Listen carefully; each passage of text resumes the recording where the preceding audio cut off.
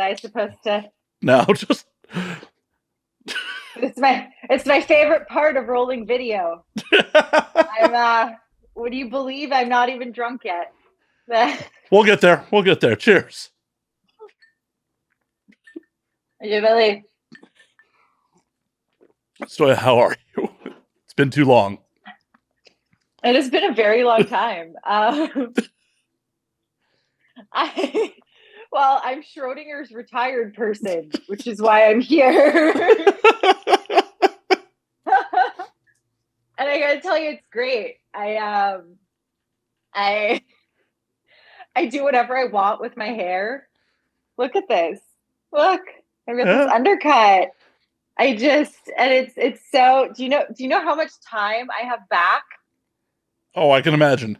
As someone who had hair to the middle of my back at one point in my life, I understand. I say how much time I have back, but like it had never been above my chin. And I'm like, it takes 2 minutes to take care. I don't have to use conditioner. I don't have to do. I put the shampoo in. It takes like this much shampoo. I rinse it out. That's it. I move on with my life. I take the towel. I go like this. I'm done. People used to make fun of me because I'd be like, oh, I'm sorry, I can't come out tonight. I have to wash my hair. And they're like, but it's 4 p.m. And I'm like, yeah. And they're like, but I want to see you at 10. And I'm like, yeah. Like, I'm going to have to wash it again and condition it and let it dry. And you can't blow dry it, right? Because you blow dry it like fries it. So I'm going to be sitting here in my apartment. You can come over, but I cannot go outside with a wet head, and my head's going to be wet until 1 a.m. I have so much more free time. That's ridiculous. Yeah, and then sometimes people are like, oh, you were so much hotter with the long hair. And I'm like, 1, I think you're incorrect. And 2, suck my dick. What do I care? I do OnlyFans. I still have the fleshlight. I do my writing. Like, it's actually more important for me to be able to like just like do stuff and be flexible and kind of like, you know, efficient with all this like, you know, not brain things. I've had 1 sip of rakia and 1 sip of wine, and I'm already like not brain things. Doing great. Oh, welcome to the podcast. We have time to go.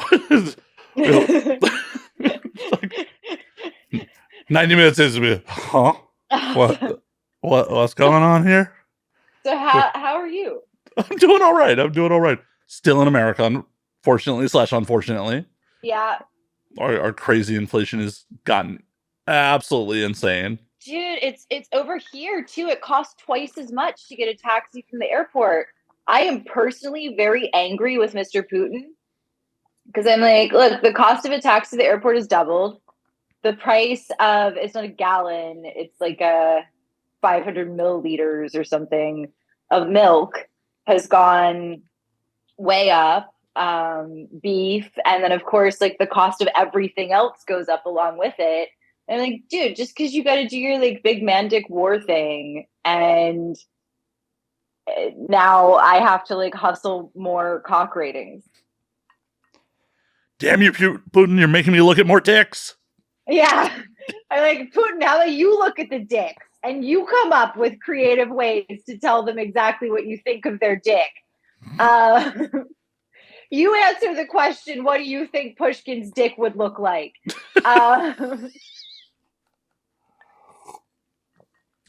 Real story. One time a guy was like, I do not want a cock rating myself, but I want you to describe what you think Pushkin's dick would have looked like. And I was like, fuck, which one was fucking Pushkin? I don't remember. I don't remember anymore either. I think he was one of the anarchist guys. But he presumably had a dick. And I turned in some kind of like, you know, like consideration description of what I thought his dick would be like. I think I said it probably had a curve, but not like a useful one. I'm gonna try to get a freebie out of you here and be like, not my dick. But what do you think Lenin, Stalin, and Trotsky's dicks looked like? Oh man. Speaking of Russia. I'm kind of blurry on Trotsky, right? Like I don't remember what his deal was or what he looked like. He's a very angry Jewish man. Okay, I think Lenin had like a fucking chode, but like in the good way, because you know the stuff on the inside of the vagina. It's like the first like 3 inches is where the fun parts are, and then for some people, some portions of the cervix are also fun, but you don't really need those portions. I mean, if it's long enough to get there, great, but if not, you got all that stuff down at the bottom of the opening. So for me, a chode, I'm like, great, it's streamlined. Why have more than you need? It just needs to be, you know, nice and thick. Stalin, I really genuinely believe Stalin had a really small one. And I think it never ever got like totally hard. I think it was always kind of like the texture of like a kitchen sponge full of water. And I think that's why he was like that. And Trotsky obviously was circumcised. Yes.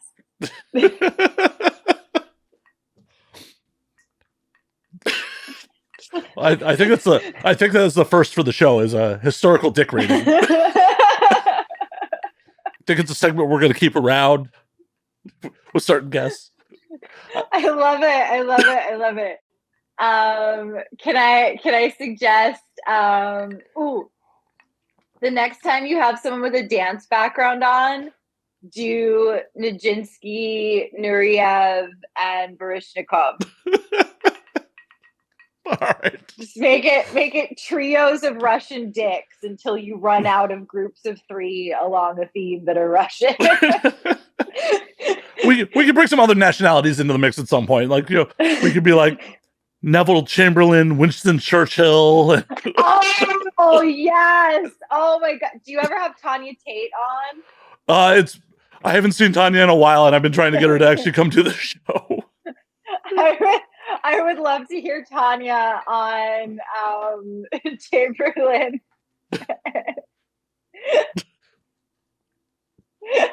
etc. Oh my god. I think we just found a whole spin-off show. Chamberlain, Churchill, and Prince Charles. King Charles. Sorry. I'm not sure I want to do live people. Live people could sue.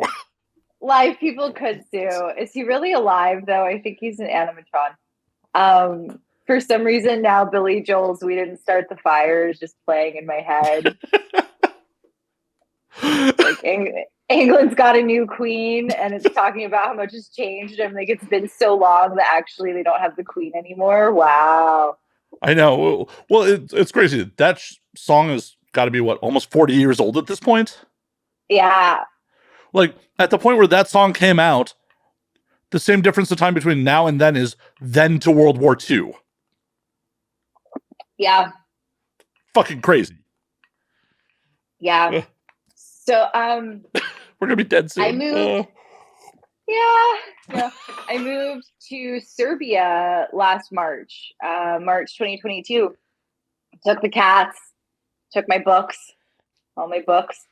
Well, this is just my book, but you know, my books that I like to read. Paglia's Sexual Personae, which I may never actually finish, but I like to feel like I'm going to finish it. And I haven't been back to the U.S. since. What made you take the leap and go to Serbia, of all places? Well, first I got to ask this question. Are y'all okay? That depends on which one of y'all you're referring to. I'm sure there's some y'all that are doing just fine. And they would like to keep it that way. And the rest of us, not so much. Okay. It seems like a mess. So, you know, I think we all know. Hi, I'm Stoya. Right? Where did Stoya come from? It was my grandma's last name. when I told her that I was making porn, she was like, "Oh, so you're a nudie girl." And then I explained the it's video and like that. She's like, in the moving pictures. She thought it was hilarious. But when I told her I was using her name, she was like, "Oh no, like I hope none of my boyfriends get us confused and try to bend me in half."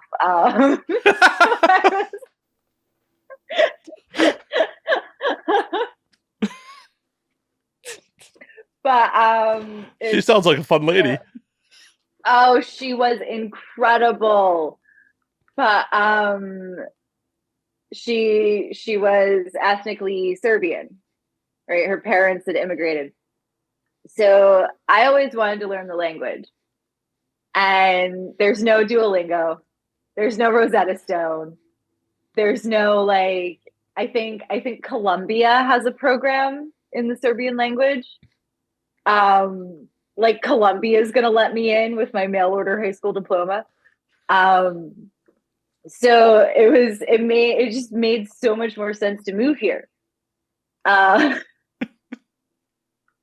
then do you know anything about exporting cats? Yes and no, depends on the country. I know my sister moved to the UK for a number of years, and she had to quarantine her animals when she first moved to the UK. So there's the entering the country, but there's also just what the US makes you do to take your pet out of the country, regardless of where you're going. So you have to go through all these vet appointments, and they have to be timed in a certain way. And then less than 10 days before your flight takes off, you have to see a USDA certified vet or USD certified vet, government certified vet. And then they have to take this blue ink actual paperwork and ship it to the government agency, where they stamp it and ship it back to you. And if it doesn't get back in time, then you miss your flight. The cats aren't going, right? So it's just this nightmare. So I'd been through all the appointments and all the timing, and then I was ready to start the appointment with the 10-day countdown. And then Putin invades, and all my friends in the US are like, "Hey, how far is Serbia from Ukraine?" And I'm like, 2.5 countries, guys, 2.5 countries. Don't worry. So I went ahead and moved anyway. But we have all of these Russians who are fleeing that mess because they don't believe in what Putin's doing, all that kind of stuff. So it's been a wild opportunity, not only to begin learning Serbian, but also to learn how similar and not similar Russian is. And I thought some of the letters in Serbian were difficult. Yeah.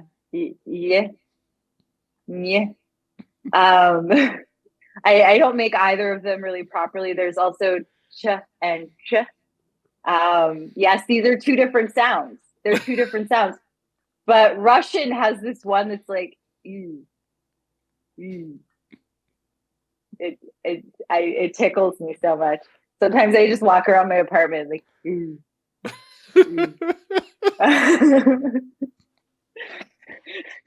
something happens that I'm nonplussed about in English, and I'm like,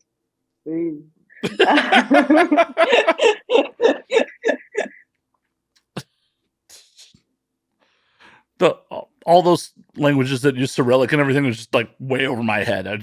I'm like, nah, that's just not gonna happen. No. I barely speak English. I'm really good with alphabets. The rest of it, right? Vocabulary, grammar. But when it comes to memorizing an alphabet, I'm pretty aces. Nice. So what is day-to-day life in Serbia like? It is exactly the same as day-to-day life in the US was, but also the details are very different. So oh yeah, the main difference in the US, if I went outside, there was like a 50-50 chance that some guy was going to do something weird. Not necessarily because they like knew about Stoya and recognized me, just because like men in the US, they have a grabbing problem, they have an anger problem, they have a what you fucking bitch, why can't you fucking smile at me problem. Or well, you fucking bitch, you smiled at me and now you won't give me your number, like just like whatever it is. Some crazy entitlement. Man, I have lived here for so long, and I've had three whole problems. One was a tourist who recognized me. One was a tourist who didn't recognize me.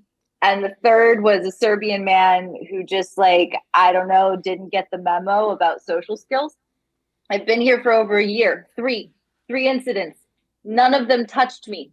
I feel like that would be a one day in NYC. Yeah. Now, when a man on the street says I look nice, it just feels like a compliment, not like a threat. I'm like, guys, I've seen paradise, right? There's actually a world where the street is so not terrifying that you can say, hey, nice dress, without me taking it like a personal attack is about to happen. Like, it's like, is this how it was supposed to be the whole time? I think it is. I think it is. The downside of that is if I want to sell my apartment, I'm going to have to prove that I am not married because my husband would have control of it. So the patriarchy is kind of like a mixed bag, right? I'm like, thinking about just getting a husband for the paperwork. Like, he can handle it. It'll be easy. No, literally my friend Mitch. I'm thinking about just marrying Mitch. We've been friends for almost 20 years. We had sex for the first year and then we were like, no, like we're done. That's like run its course. Let's be friends. And then we became like really like, like intensely good friends. And it's been a very long time. 19 years. But I have joked because I don't know if it's because I'm in like my mid 30s, but men just like the M word is it comes up so quickly. And Mitch was like, I feel like, because it happens to him as well. Like women are like, and he was like, should we just get married so then we can be like, I'm sorry, that position is already filled. You're welcome to be my boyfriend or girlfriend or lover or comet or whatever. But like, no, I already have a husband. Yeah. It's just that societal norm of like, well, you're supposed to have paired off by now. What's wrong with you that you haven't paired off by your mid 30s? Like, unfortunately, while my grandparents were still alive, like every time I say, like, so when are you going to marry and get settled down? I'm like, possibly never. I know that's a foreign concept, but possibly never. Are you a monogamy person or an open person? It's situational. Okay. I feel like open happens more often just because, like, I have a history of being a piece of shit, not committing. But I'm also not offended when the person I didn't commit to, gets involved with other people because we didn't commit. Okay. See, I commit but refuse to be exclusive because every time I go exclusive, my sex drive just like tanks. And I don't know why. And I've tried to troubleshoot this. And then finally I was like, you know what? When I was like, am I allowed to talk about pre-18? Yeah. I mean, it's life. When I was like 16, 17, I remember telling people like, Yeah, no, it's not that like there's anything wrong with you. It's just like, you know how you don't eat scrambled eggs for all 3 meals every day, right? Sometimes you want to have scrambled eggs. Sometimes you want to have a salad. Sometimes you want to have sushi. You probably want to have all three of these things pretty regularly, but you can't eat the same thing every day, all day. And in retrospect, I'm like, oh man, I've always been like this. Like, if non-monogamy is an orientation kind of situation, like there's some pretty clear evidence. Well, and I feel like more people would be okay with it if it wasn't the societal norm. And the people be like putting almost property on their partner. Like, Yeah, no, I get the people who like it's not actually okay for them, but they want me so bad that they're like, gonna try it. that's the And worst. then it's, oh my God, it's so sad. And I'm like, honey, like you're straight. Would you kiss a man? No. Why would you? You're doing the same kind of like you're acting in ways that are not okay for you. I have to get a towel because the wine bottle is condensating all over my desk. No worries. I do not have coasters yet. All of these little fine details of life. I fixed it. Okay. It's the same thing I say to people that talk about wanting to date performers. It's like, you really need to step back and really examine, are you cool with this? If you're not, don't, potentially emotionally harm another person for your own insecurities. Just admit to yourself, this isn't my jam, and don't do it. Yeah, no, just be like, I don't get it, right? I really want to be super cool, but in fact, I'm not tall enough to ride this ride. So it's like Banks's weaker girl, right? Like it's like, I think you need a weaker girl. I'm gonna need a bad motherfucker like me. It's like just admit you cannot handle all of this, and that is okay because we are, generally speaking, a lot, right? I am a lot. Most of the performers that I've known over the years, strong, wild, independent, atypical thinkers, right? And then you have the pressure of like all of your like friends being like, bro, how do you let your girl do this?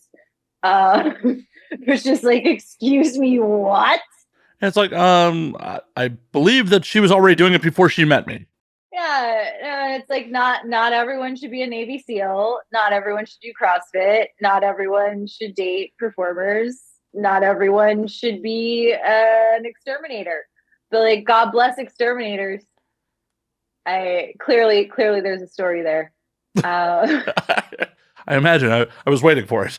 So I move into my apartment, get the cats in. The cats are all traumatized from 10 hours in the belly of a plane, plus customs on both ends, plus.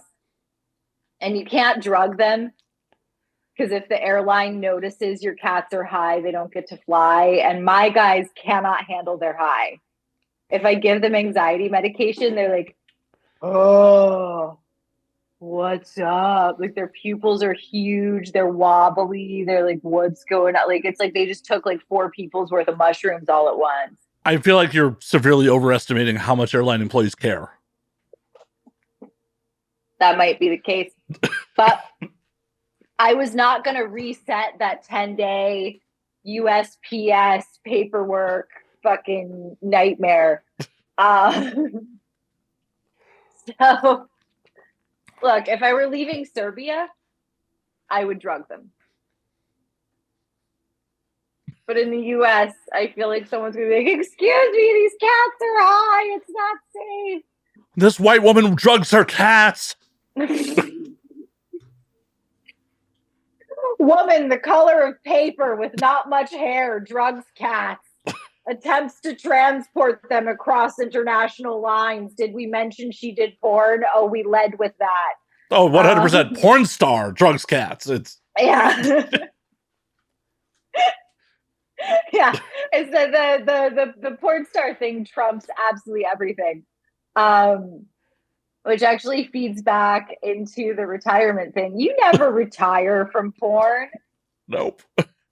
No. Apparently you die though if you drop out of the limelight for a little while. No, you don't release a scene for like 5 weeks. You're dead. Like people actually start messaging like, "Hey, are you alive?" But you never get to retire from porn. I will always be porn star Stoya. And personally, I actually kind of like that. I'm like, yeah, man, I'm going to be wearing lingerie as outerwear for the rest of my fucking life because that's my God-given right. Like, I got to deal with the banking issues. I get to walk around with my tits out. What are you going to do? I guess we should preface this a little bit with how this came about after years of me trying to get you on the show, by the way. Years, literal years. I know. Literal years. It took some random riffing and a random guest making an offhand comment that he didn't even really mean. So for the background for the audience who's unaware, Zach West was on probably 3-4 months ago at this point. Mm-hmm. And I don't even really remember how you came. Oh, I do remember how you came up in conversation. It was a really weird tangent. Basically, we were talking about the AVN Best Adult Podcast category, and I was being a little shitty that Guys We Fucked was nominated. I like that show quite a bit. Oh my God! Okay, sorry. Yeah, and Guys We Fucked was nominated. And I'm like, their closest thing to the adult industry is one of their ex-boyfriends used to date Stoya. Yeah.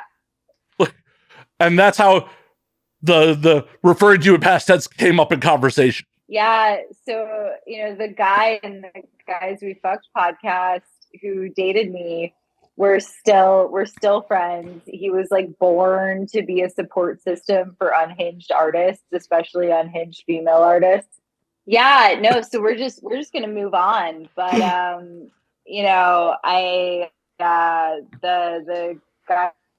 Guys We Fucked lady is no longer on Santa's good list, is all I'm gonna say.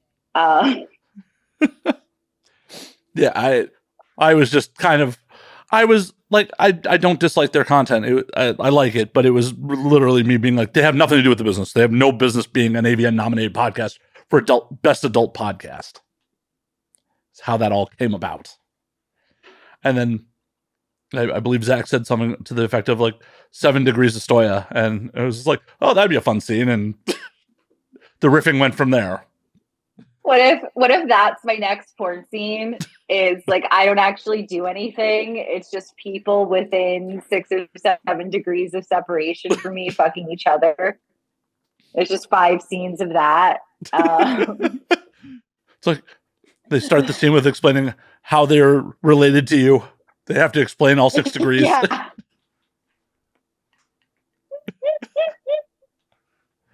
Yeah, but the guy, what's his name, Zach? Yeah. So Zach then said that I was retired, and that clip went on Twitter. Oh no, he referred to you in past tense, and I started riffing that you weren't dead. Yes. And then I was like, "There's actually something really interesting there," because it's not that I have nothing to promote, right? I have my book. Look at my book. Ooh. I have my fleshlight, which is my vulva in a tube.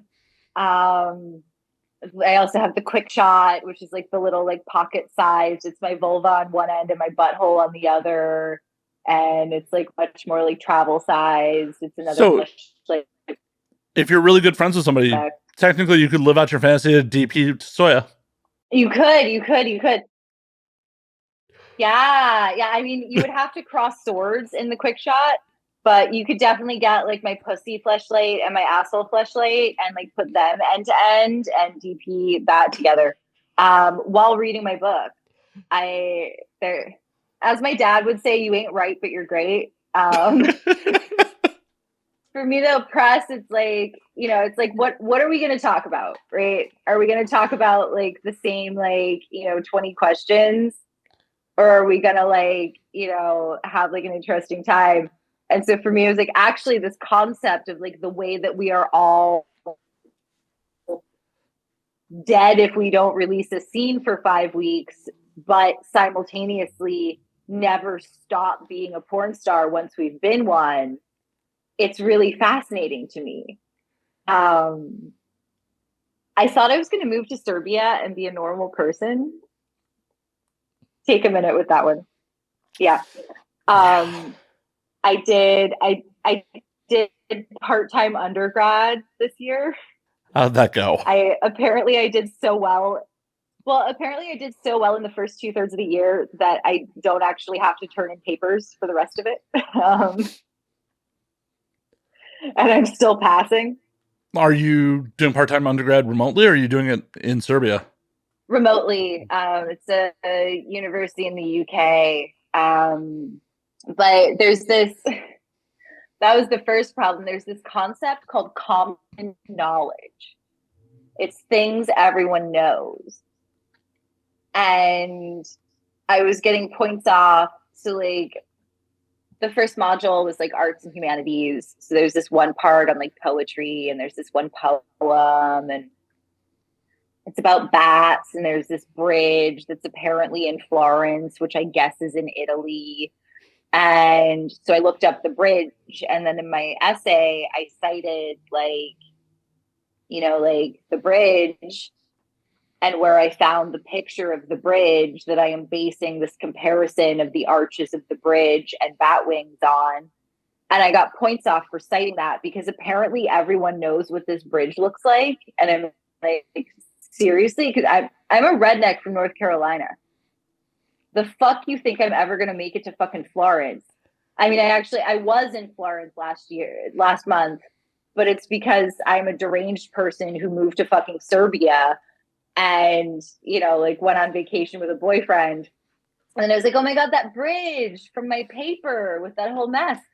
So I'm like, okay, guys. So like, if what this bridge looks like is common knowledge, like I don't get it. You got to explain. And then also coming from porn, like sex work is real work is common knowledge, but in the rest of the world, that's not necessarily common knowledge. So which it should be. It's called the world's oldest profession for a reason. Yes, it is a profession. Well, it's called the world's oldest profession. God damn it! Like, how does not everyone know about it if it's the world's oldest profession? We're the profession. I feel like a celebrity most of the time when I'm at work, but then when I'm doing dick ratings, I'm a sex worker. The one time I was sucking on my foot for 10 minutes and like drooling all over it, sex worker, right? Like it's the same with like immigrant versus expat, right? When my operations manager is translating for me at the gynecologist, I'm an expat, but when like the phone company calls me and I'm like, izvini, žao mi je, moj srpski nije good, žao mi ne, I don't remember the word for good. I used to know the word for good. I haven't had coffee yet. You call back in like an hour, then I'm an immigrant, right? Well, it's like the joke of, what's classy versus trashy, depending on your tax bracket. It's like, speaking two languages, hard drugs. Yeah. It's like, everything is Schrodinger's something, right? Is what it is. And so this common knowledge thing like really screwed me up. So 2/3 of the way through the school year, I called the school and I'm like, guys, I can't do this until someone can explain common knowledge to me. I feel like as an American, you should like get some bonus points. Like, Americans don't know shit about the world. No. Yeah, mostly people go on cruises or like maybe like Canada, Mexico, or like maybe like Western Europe. And that's fine. That's no, it's really not. fine. But it's not. our country is so big. Our country is so big, and there's actually so much cultural diversity in it. And like out here, I'm saying out here, like I'm like in outer space or something. But to most Americans, here, you might as well be. have these ideas. Yeah. But out here, people have these ideas about America. Like it's like all one kind of thing. And I'm like, no, man, I can poorly imitate like 15 different regional accents. But we as Americans do the same shit. You know, you don't go out for, you know, say you're going out for dinner. You don't go out for Tuscany. You go out for Italian. Yeah. You go out for Mexican. You don't go like, oh, well, I'm going out for, you know, like we don't look at anyone else's regional either. So, you know what I haven't had in over a year? Mexican. Good Mexican food. Yeah. I tried one time. They put fucking pomegranate seeds in the fucking guacamole. I was like, what is wrong with you people? What the fuck? What the fuck is that? Yeah, no, but I was swiping around on Field, and there was this couple that was like, hey, and I was like, hey, and then they were telling me like they own like a Mexican restaurant because the wife is Mexican, and I'm like, oh, I'm coming in next time in the neighborhood. I don't know if I'm gonna fuck y'all, but I'm coming into your Mexican restaurant. I need some refried beans in my life, maybe some carnitas. Like, if you've got the cactus thing, oh God, the cactus thing. They probably don't have the cactus thing, but like, I understand. Like, good enough carnitas, I'll put out. I get it. But bad carnitas, I would see if the carnitas is good, I will pay for it and I will fuck. But I wouldn't put out for bad carnitas. No, but it's no. actually possible that I will be so overcome by my happiness of having good Mexican food. And like, I don't even care about the specifics. I'm like, just give me a taco, any kind of taco, whatever taco you please, just make it good. That is the one fear of leaving America, is just like, no good Mexican food. That really just is a fear. It's a giant fear, because more and more as friends of mine are emigrating to other places around the world, it's just like, why am I still here? Why am I still in America? But then it's like, I would miss out on Mexican food. And also, where I would really want to emigrate, it's really fucking expensive. And I don't know what I would do for a living. Oh no. Wait, Sweden? Japan. Denmark? Japan. Oh. Like, my audience will now roll their eyes. I visited Japan. Tokyo's my happy place. I've been 3 times. I love it so much.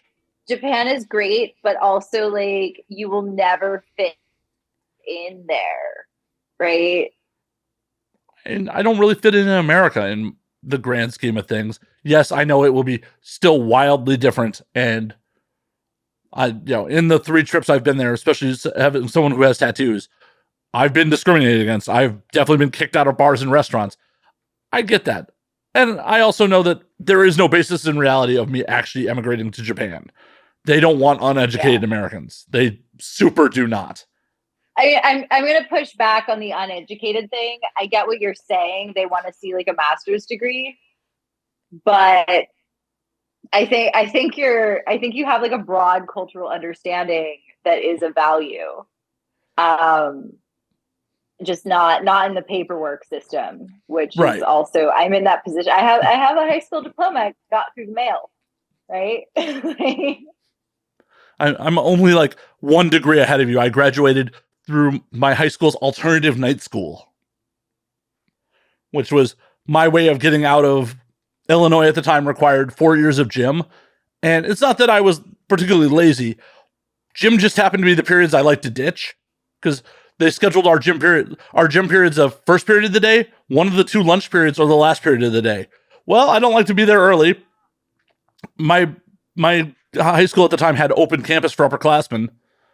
So like I would just go take both lunch periods off campus. And then I didn't want to be there at the end of the day. Like, the last thing I want to do is get sweaty and then leave. Like, nah. So I walked into senior year needing 2.5 years worth of gym credits.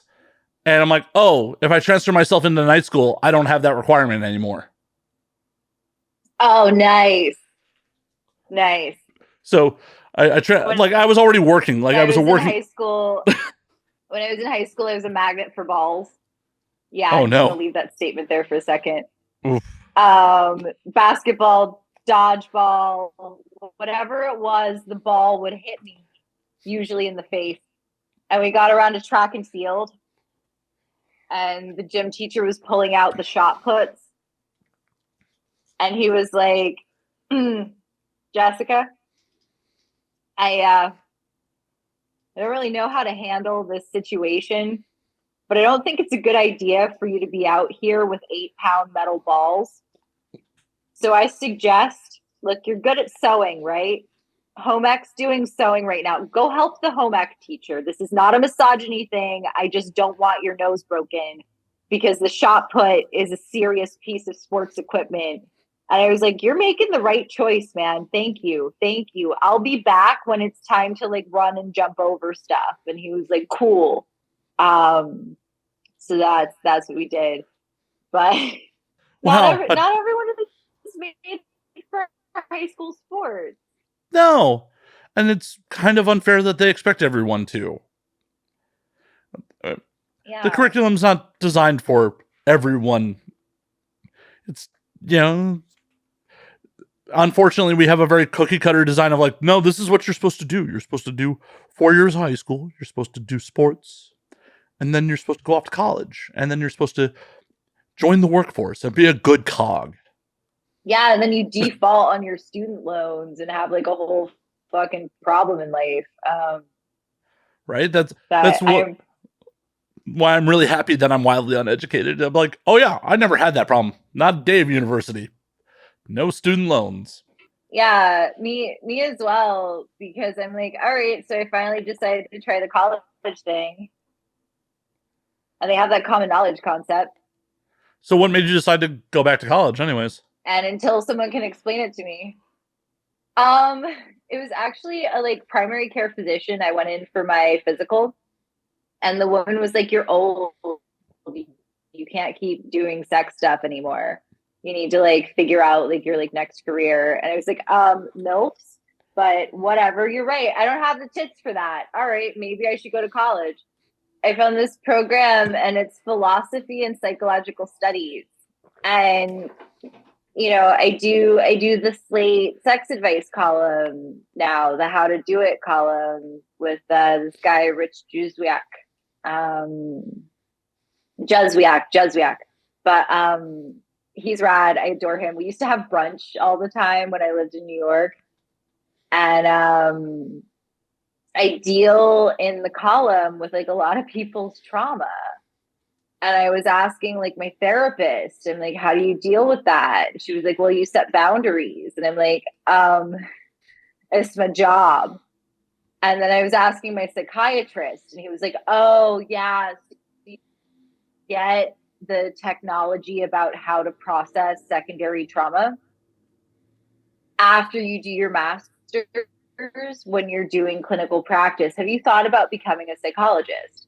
And I was like, no, I don't think I want to be a psychologist, but there's a thing called the peer specialist program where they take people, doesn't really matter your education, they take people who have gone through their own like mental health stuff and give you some like basic like training in like person first language and like all that kind of stuff. And then they put you to work doing various jobs in like the social work process that don't require a degree. So I went through the training for that, and I was all ready for job placement. And because I have post traumatic stress disorder, I qualified for help from the city as far as job placement. And I was about to be sent on interviews so I could get an idea of like, is working with clients in any capacity something that I want to do? And COVID happened, and the whole world shut down. And then I was like, you know what? Fine. I'll start undergrad. We'll see how it goes. So I figured out where to start undergrad. in this philosophy and psychological studies program, because that's enough to set me up for the master's in psych. But really, I don't think I want to work with clients. I don't think I want to be a practicing clinician in like a social worker capacity. It's just that between OnlyFans and the Slate column, like all I deal with is people's sex trauma. It's like Nina Hartley's, like, I'm a nurse and our culture is sick about sex.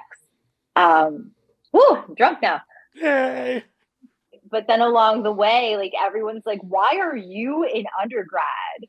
And I'm like, well, I really need this special technology that they don't cough up until you're being mentored as you're doing your clinical practice under supervision after you receive your master's. And if I can just get through this like 10-year tunnel, I can get that information, because people are not going to stop dumping their trauma in my lab. You sure you can't just get it off YouTube? You can get everything on YouTube. Well, yeah. So then every like mental health professional who wants something from me, I'm like, cool, you got to give me a coping skill, right? You want me to consult on your article about mental health support for sex workers? You got to give me a coping skill. Deal? Deal. And I think I actually get the secret. One, there is no secret. Two, the secret is fucking take care of yourself in profound ways, so you're sturdy. So when someone drops something that is like difficult in your lap, you are grounded and you have a solid footing. That sounds easier said than done. Very much so. But that's the technology that they give you after your master's. And all the details about how to do it are very personal. So, you know, sometimes I have a glass of wine about it. Sometimes I just go to the park and like touch grass. Sometimes I go get railed by someone who like just wants to have like an egalitarian great time. I take a lot of baths. I nurture my relationships. I lean on my friends. And that's what you need to do. I agree. Yeah. I would hate to think that like you go down the rabbit hole of this and take 10 years and be like, oh, they didn't really have any good fucking answers. No, like, the answers are great. You pull back the curtain and it's like, oh shit, this is the wizard? No, it's literally the wizard is great. But you can pull back the curtain at any fucking time. And the anthology isn't out yet, but I wrote this essay about like my quest for higher education in sexuality, because I have an alarmingly large platform for someone with a mail order high school diploma. But a lot of the people with like the good shit didn't want to let me hang out with them. And so I'm like talking about like Bianca Lariano, who lets me take continuing ed classes with her program. And, you know, like, just like whatever, like all these great people where I was able to find stuff. But for me, I'm like, guys, like we are all like sex workers are all on the front lines of our culture's trauma with regards to sexuality. And we need this technology. And as far as I'm able to tell, the technology is just fucking take care of yourself in profound ways. It's probably not a manicure, but it might be a bath, and it's definitely maintaining your connections with your friends. You know, as well as I do, that sometimes is difficult to navigate while you're potentially a struggling sex worker. Like, I know people that, you know, yeah, they don't know who to trust, and it's like hard to get that footing if you don't know who really is your friend or who's just trying to get something from you. Yeah. Wow, I just Debbie Downered that shit. No, but it's worth talking about, because it ties into the initial reason that I wanted to do the podcast right now, your podcast right now. I'll never not be Stoya. I'll never not be this like shiny fucking Pokemon that people want to be attached to. And I have the friends that I made before I was really Stoya. All three of them I have my dad and my stepsister. And I've got people I met along the way who proved to me that they're here for me, not for Stoya.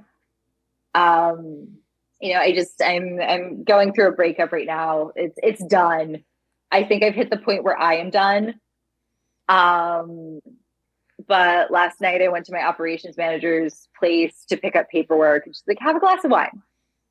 And then she's like, stay for a minute. And then her kid is like, let's play snakes and ladders. And I'm like, all right, let's play snakes and ladders. And like those kind of moments are like, I am like cleanly just a person here. I can trust my operations manager. Yeah, she's technically my employee. She also acts like my boss most of the time because that's what I need. Like I'm like, hi, I did the CEO thing by hiring you, and now I am a disaster writer and model. And I need you to like make everything function and tell me what I need to do at what time. So there is like that element of capitalism there, but I know my operations manager is there for me as a human. I know my best friend who I met like 7 years ago. We've been through so much shit together. I know he's there for me as a human, but most people, it's like, am I a shiny Pokemon Stoya? Or am I like an actual like human? It's hard to tell. I mean, unfortunately, it's for anyone, it's trial and error. Yeah, no. And for the survival workers, and like Lorelei Lee talks about this. She did an essay for N+1 in, I want to say 2020, maybe 2019. And it was really impactful. But so many of us, at times we loved our jobs. And at times we hate our jobs, and we're only doing it because it's what we have to do to pay rent and put food on the table. And not to discount it, I feel like that's everyone's job. Yeah. Yeah, but we have like the happy hooker trope. And if you're not a happy hooker, then you're like obviously a victim. But like business people, or like you, like I don't know how your day was. I don't know if you want to be here today. I don't know if you're like tired. Well, I'm happy to be here. I'm ecstatic to be here. The day sucked before that. The day absolutely. Yeah. Like, I've been looking forward to this all day. The drama I've been dealing with up until this moment, up until I decided to like go have a cigar right before recording, was just like, yeah, this day could go fuck itself. Yeah, because some days can just go fuck themselves. Some of it is just the, my chosen LA creator lifestyle. It's just like, yeah, I signed up for instability. Please no more California songs. I know you love LA. There's nothing left to say. Fucking LA. But I'm coming back to New York in July, and I hear the city is full of people on crack and heroin. I mean, and I hear LA is just as bad. Yeah.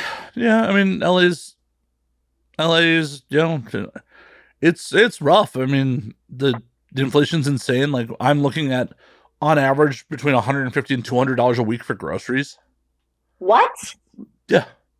What? You're looking at like, I mean, this will sound really silly saying it, but like steak prices of like, regular cuts of fucking steak at like $13 to $15 a pound. What? Yep. Sorry. I'm going to break the internet again, but what? Oh, yeah. Oh, my goodness. How? Y'all are not okay. No. Why do you think I'm like, it's a crazy situation when I went to Tokyo in November and Tokyo was like, oh, Tokyo's fucking on sale right now.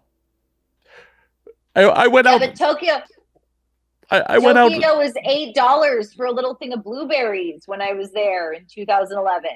Yeah, now with how strong the dollar is versus the yen, it's insane. I went out for fucking sushi and like gorged myself on sushi. Had a couple drinks with it, It came out to like 35 US. What? Yeah. Bro, move to Japan. If I can only figure out a way to support myself there, I would. Okay, after we finish the actual technical podcast section, let's have a little chat about how you can support yourself in various places. Because you're a squish, and it's actually like I've done it, right, man? I've done it in Serbia, but I've done it, and it can be kind of a nightmare sometimes, but it's also a lot less elitist and scary than you would think. Like, it is worth a try. It's worth a try. Oh yeah, no, I've definitely given it some consideration. Federosi's in fucking the Netherlands these days, and he keeps giving me like, you can move to Rotterdam. You can move to hell if you need crash space in Rotterdam. You can move to Rotterdam. Like, I'm like, Michael, I love you, man, but I don't have a international like porn law practice to fall back on. Yeah. I can't consult people. Be like, this is why this contract's fucked from Rotterdam. No, but like I depending on where you're living, right? And if the dollar's really strong, you can actually be pretty okay. I could live off of my Slate column. I could live and employ my operations manager off of my Slate column. Whereas in New York, my Slate column was like not fun money, but like bills and groceries. Oh yeah, LA is utterly insane. And like pre-pandemic, I regularly said, like, I knew LA was insane then, but I regularly said pre-pandemic, LA was worth the price of admission. I used to absolutely love this city. Just not even the opportunities that the city provides, but the entertainment options as a consumer were fucking second to none. For someone who's like, I'm a cinephile, like the fact that we had a ton of art house cinemas, the comedy scene was amazing. And it was just inspiring to be around a bunch of people actively pursuing their dreams. In the post-pandemic world, it's not quite the same. The pandemic broke everyone. Yeah, justifiably so. I mean, like, if you walked out of the pandemic completely unscathed, something's wrong with you. Or you're fabulously wealthy. Yeah. It's one or the other. No, but like the people using crack and heroin in New York, I only saw really the beginnings of that, and then I moved. But I believe it's because they were broken by what happened.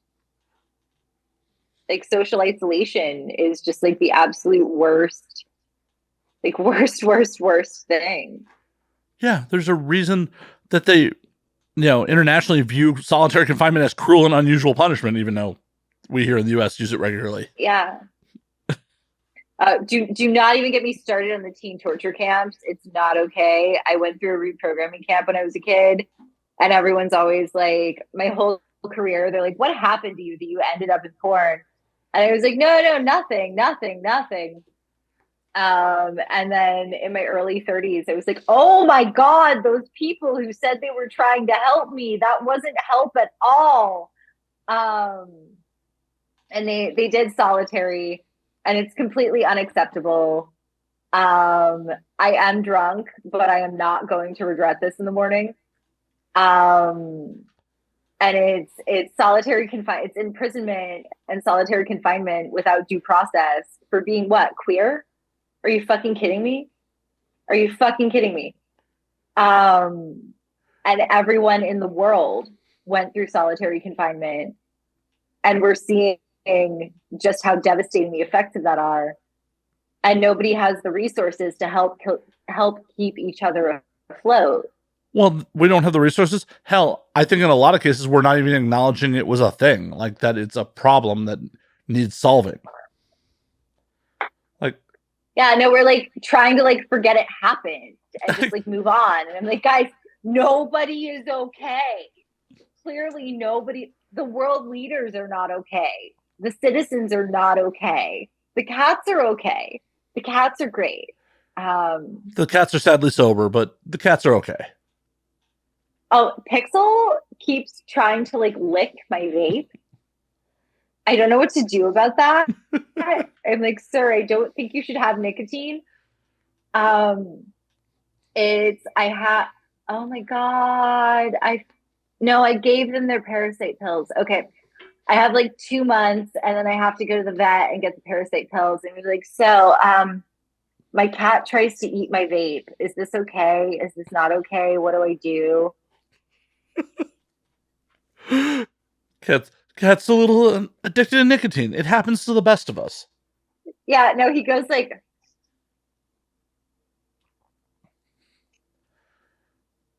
he like wants it, but he hates it. And I'm like, this like looks like addiction to me. I mean, isn't that most of our relationships with tobacco and nicotine products? Oh my God. They let me vape in the airport here. I mean, it's Eastern Europe. I'm amazed they don't just let you smoke in the airport there. Southeastern. Still east. And we used to until we started trying to do the EU accession thing. And then they were like, yeah, we're fucking anti-cigarette and shit. And so the Serbia was like, all right, guys, you can't just smoke a cigarette. Wop, wop. But see, that EU citizenship would be great. Oh, 100%. And honestly, that is one of the things I love the most about Europe is outdoor cafes and being able to smoke at cafes, like out on the street in these ancient squares. Yes. Okay, so the history of Serbia is one of being occupied by colonial forces. It was mostly the Ottomans and partially the Austro-Hungarians, and both have a strong coffee culture.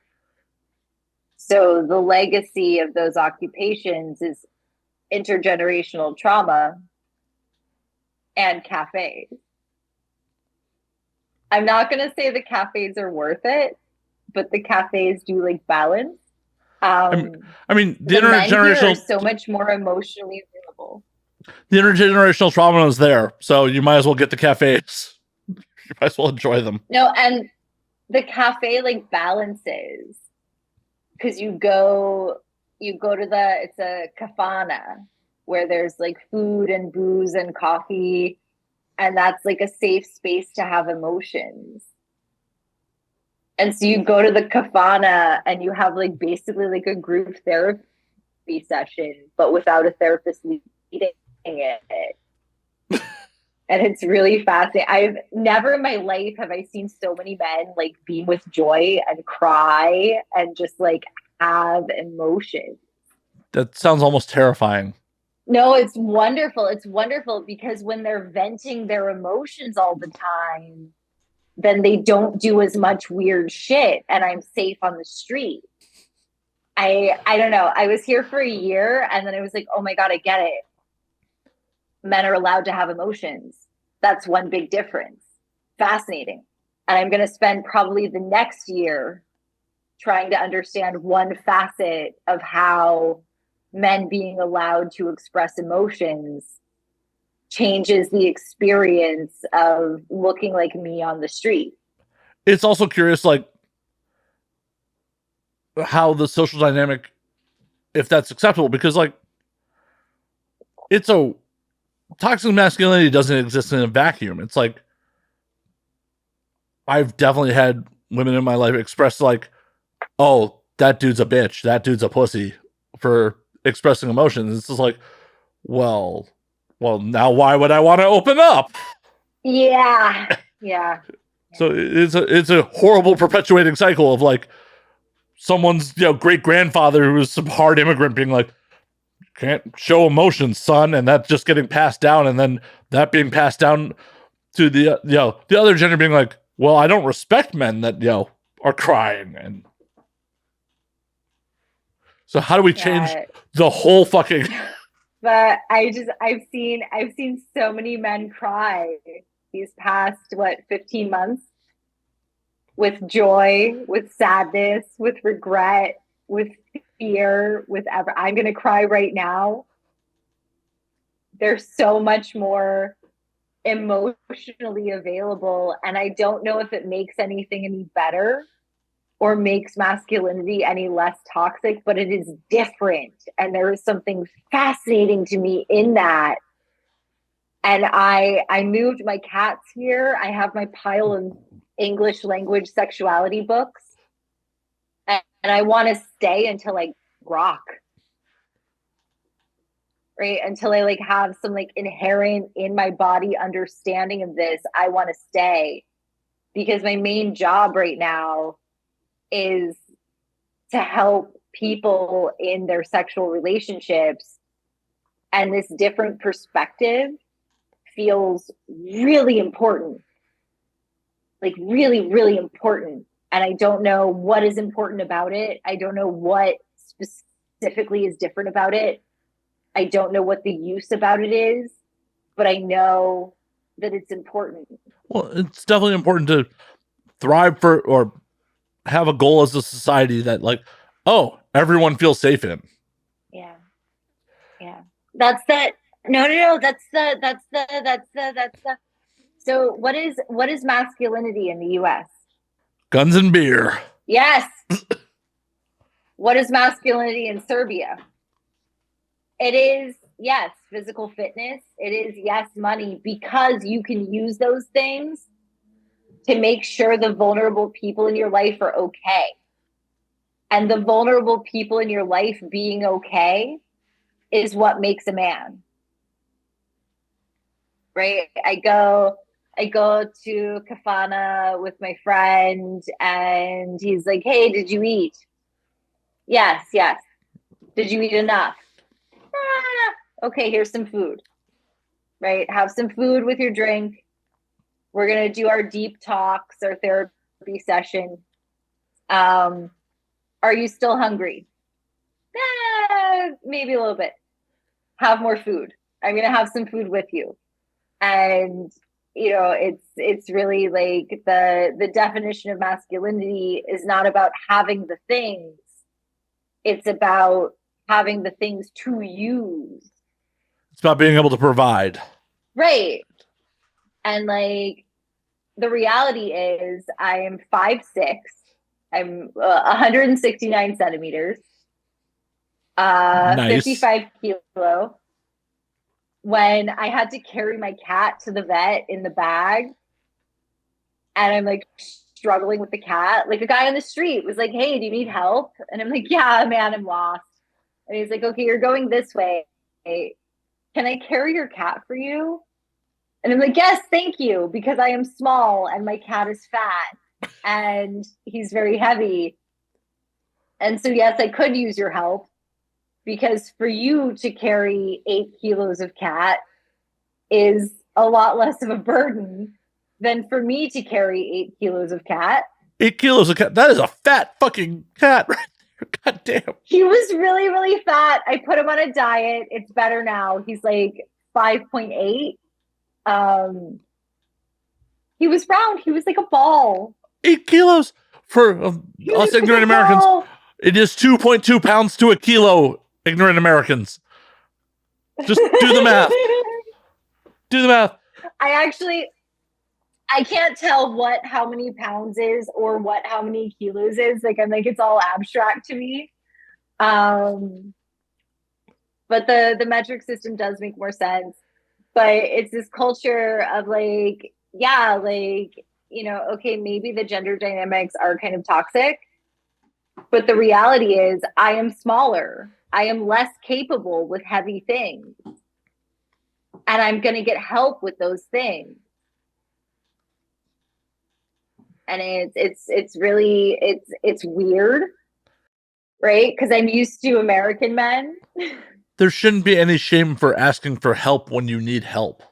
No, and here not only is it like, you know, of course you asked for help because you need help and that is valid. It's thank you so much for allowing me to help you. Because you could figure, when someone lights my cigarette for me, I barely smoke analog anymore, but when I smoke an analog cigarette, I roll my cigarette, I put it in my mouth, I wait. Someone comes in with a lighter and they light my cigarette and they say thank you. Why do they say thank you? Because I have allowed them to do something for me that I am perfectly capable of doing for myself. I also thought it was the honor of being in your presence.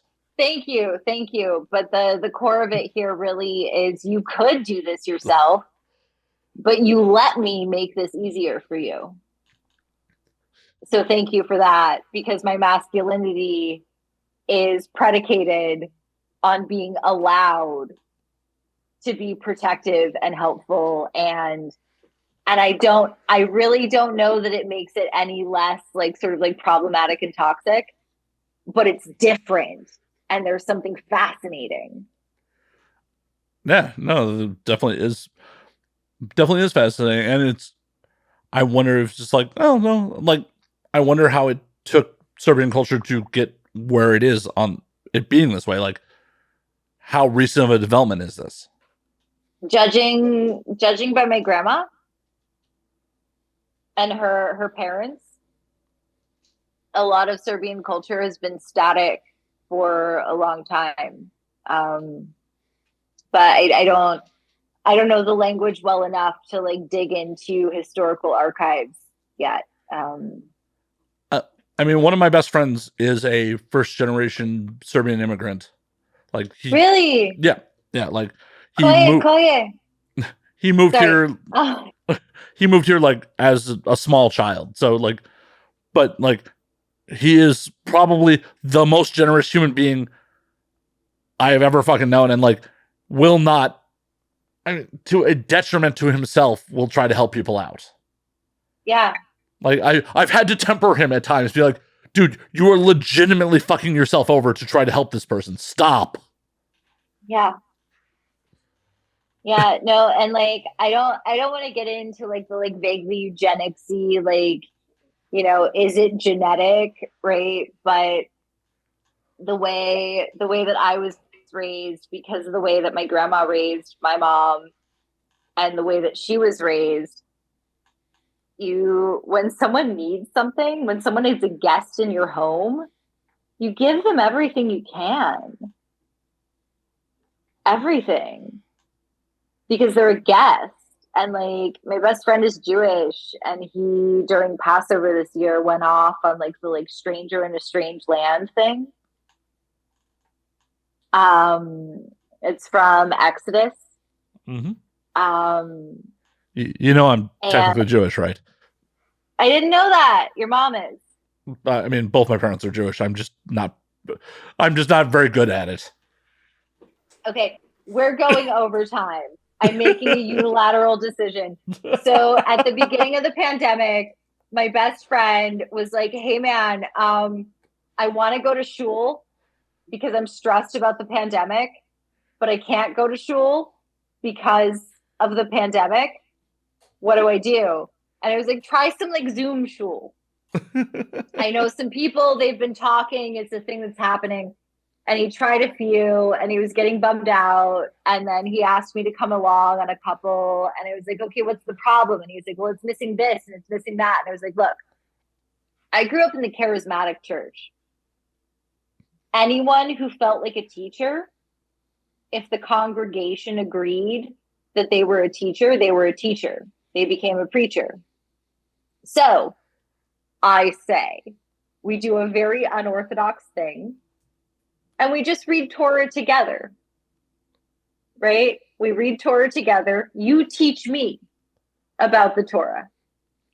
You teach me what the Torah means. And we do this together. And he was like, great. And that turned into like an 8-person phone tree during the pandemic. Every Friday night we would get together. One time we called his dad, and his dad was like, yeah, tell me when you have a minion. And I was like, do women count? And he hung up. I was raised Orthodox or Reformed, so you would have counted. Definitely would have. Yeah. And then the next time we had a question, I was like, so my dad used to preach. Christian, but you know, he's got some knowledge.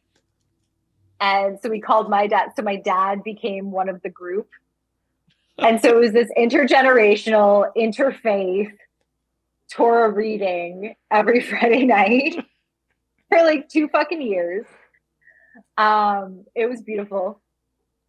And oh my God, I'm so drunk. I can't remember how I got on it.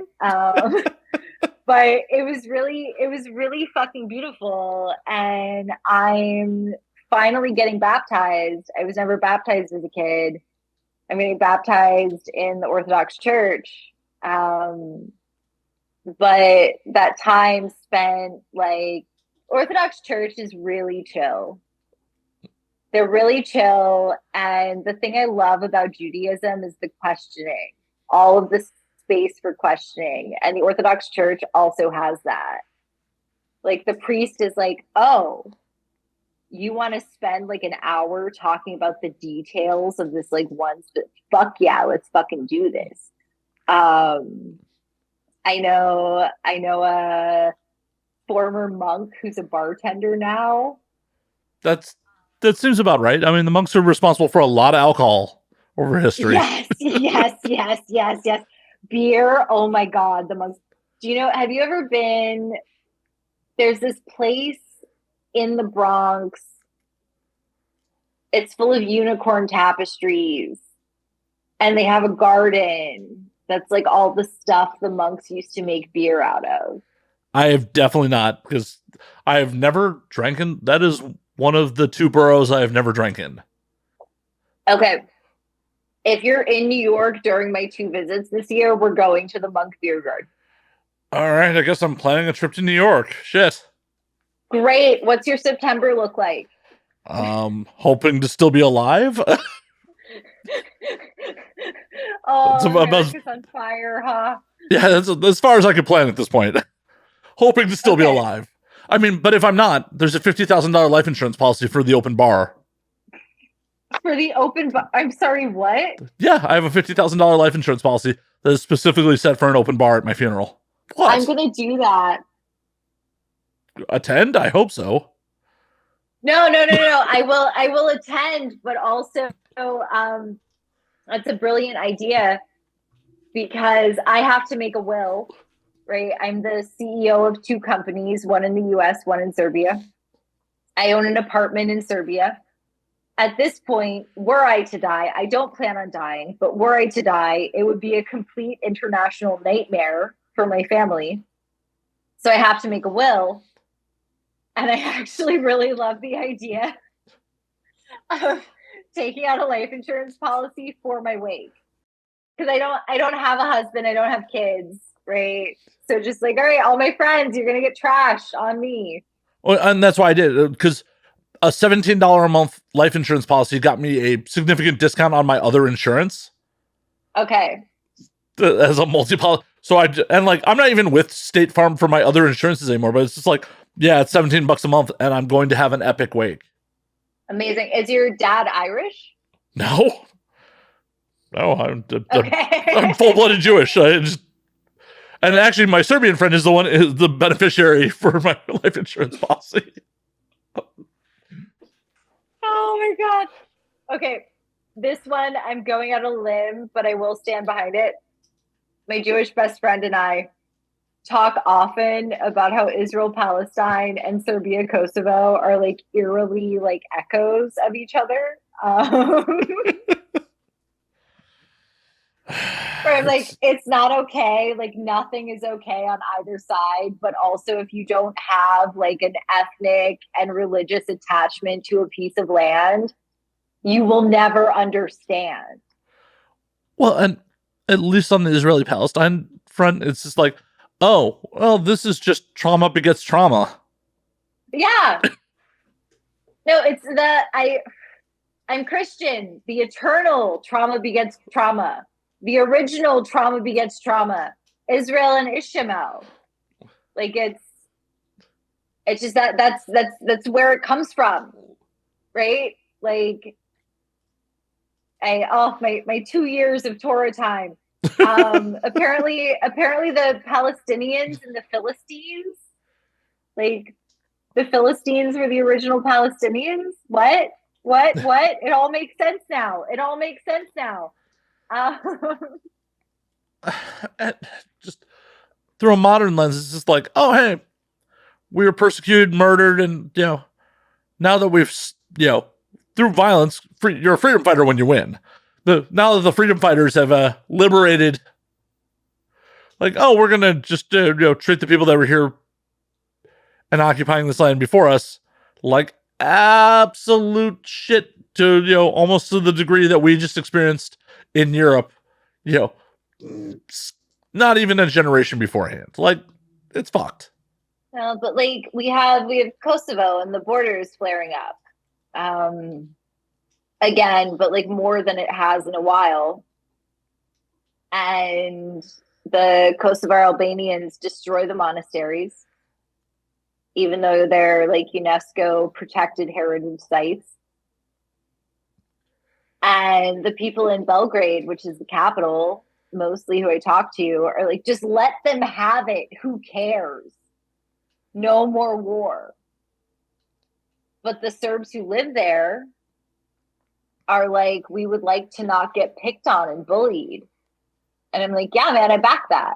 The only sane solution is a land swap, which is the equivalent of the two-state solution.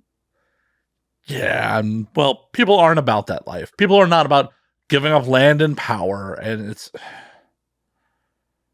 You'd think that we... like, why did the people in charge just want everyone to be miserable?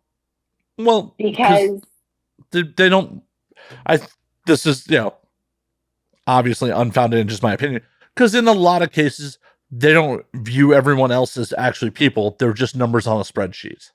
And who cares how numbers on a spreadsheet matter? How they feel. I care because I know every number on the spreadsheet is a person who will fucking cry and laugh in the kafana. And I know the Kosovar Albanians will cry and laugh in the kafana. I know we will all cry and laugh in the kafana. And the stupid border being where it is causing strife. And if we move the border, it would just be crying and laughing in the kafana and not this flare up. Yeah, but can't have that. You can't have, a blow to the national pride, or it's all bullshit. It's such bullshit. And then like the poor Palestinians and the poor Israelis and the rockets and the like overexertion of force, and like how do you expect Israel not to respond with something that'll shut that shit down? Sometimes they go a little overboard, and the problem is we as a species are very adaptive but very fucking set in our ways. So in some respects we are still in the fucking 1,000-year-old mindset of, oh, there's limited resources, you're not one of us, so we have to fight you for these resources. Like, that's not the case in most of the planet anymore. But we're still stuck in our fucking ways about it. No, but I get that so hard with like sex work. Like, I'm like, oh, you took your tits out for a photo spread one time and you want my energy and my emotional help. No, you're not one of mine. You're not one of my flock. You're not one of my people. Right? Like, I don't have the patience for this. But then like, like the person who's like really like done the work, I'm like, yeah, what do you need? You need phone calls for a week? Cool. But the question is, with the person who took out their tits the one time, does that prevent them from exploring further sex work when you shut them down for them not being a full sex worker at that point? Oh, maybe. See, I just revealed an ugly thing. We're human. That happens. Hi, I'm Stoya. I'm a quarter Serbian, but also 100% Serbian technically. I can be a flawed, ugly human. Yeah, it happens. It happens to the best of us. And I'm sure it's not coming from a place of hate. It's coming from a place of wanting to protect yourself, protect your energy, and thinking what is best for you at that time. It's coming from a place of triage, right? Where it's like, for money, I have to deal with this perfectly okay man's issue. where he's like, how do I convince my wife who said she doesn't want anal 5 times into having anal with me? And I'm like, I'm not going to help you coerce your wife, honey, because what you're trying to do is coercion. And that's my job. And then I deal back channels sometimes with people who've been through like some real shit in sex work, really doing it. And then, you know, like my actual friends and whatever. And then every once in a while, someone is like, I'm a sex worker. And I'm like, you posed topless once. No. But it doesn't come from like a denigration of what they've done. It comes from, as you said, like protecting my energy. I'm like, there's only so much I can handle in a week. Yeah, no one's expecting you to be the almighty Stoya who has infinite energy and infinite love for all of God's creations. No, everyone expects me to be that. Well, I'm not. I guess I'm the minority then. You're not everyone. Of course you're, Yay. honey, you're Jewish. Of course you're the minority. Yeah. The Orthodox Church, though, the thing I loved so much about my experiences over the pandemic with Judaism was the questioning. We question, we ask, we wonder, we theorize, we check, we consider. And the Eastern Orthodox Church also does that dialogue and consideration. But no offense, post Jesus, God is much kinder. So I'm really into that tradition. Well, we never had a Jesus, so I don't know what you're talking about. Exactly. No, Jesus was like an upstart cult leader. He might as well have been David Koresh. I mean, all I know is Jesus had a fucking Tarantino-esque foot fetish, and I mean, why else would he be washing all the horse feet? Jesus loved horse. He was totally okay with horse. Yeah. He loved horse. He loved their feet. I'm taking this to my grave that Jesus had a foot fetish. My kuma. So when you get baptized, you have a godmother, and she's called your kuma, or a godfather, and they're called your kum. It's a very important role. It is the family that you choose in the most profound way. And my kuma, you know, she's taught me how society works. She's invited me into her home. She's held my life together. She's very she is a kuma. Wait, how did I get on that? Oh my God, I'm drunk. Welcome to the show. Woo! Yeah, but she's also always open to questioning. Where I'm like, and what does this mean? And why? And why do we do this? And sometimes she's like, I don't know, but we do because tradition. And sometimes she's like, well, because of this and that and the other and these specific details. Well, and I feel that's a sign of intelligence to, you know, not be so set in your ways to be upset when someone questions your beliefs. Like if you can't defend your beliefs in any way, shape, or form, and you get upset when someone questions them, that's a problem. You should be open to new concepts, new ideas, and being able to articulate and defend your beliefs or be willing to change them if you're presented with new information. Yeah, the Christian tradition I grew up in, it was actually not even Jesus, right? Jesus came, he did his thing, and then it was the Holy Spirit. So when you get baptized, it's the Holy Spirit coming and doing his thing, their thing. The Holy Spirit's actually really gender neutral. And so I'm like, okay, Serbian Orthodox, thinking about getting baptized. How does this work? Is it Jesus or is it the Holy Spirit? And she's like, we got to talk to the priest because I'm not entirely sure. And I'm like, I love I love that you don't know, but yeah, we got to talk to the priest because on the day of, when they're like, do you accept God? I need to know which God, which facet of God. Uh, does Judaism have a Holy Spirit? No. What? No, just have God. What? To preface this, I am also an atheist at this point, so I'm only Jewish when it comes to family obligations and meetings. Okay. As I lovingly like to say, I'm an entertainment Jew. Oh, yes. That explains it all. And I'm like, for me, I'm like, look, you could just drop me naked in the river, but like, if we have to do this like other tradition, like I'm down for it, happy for it.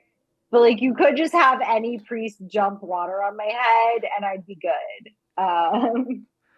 Well, be careful where that water comes from. A lot of times, there's a fecal matter in the holy water. There's fecal matter in everything. That's true. It's so concerning. Well, I mean, if it's in everything, it's just helping build your immune system, right?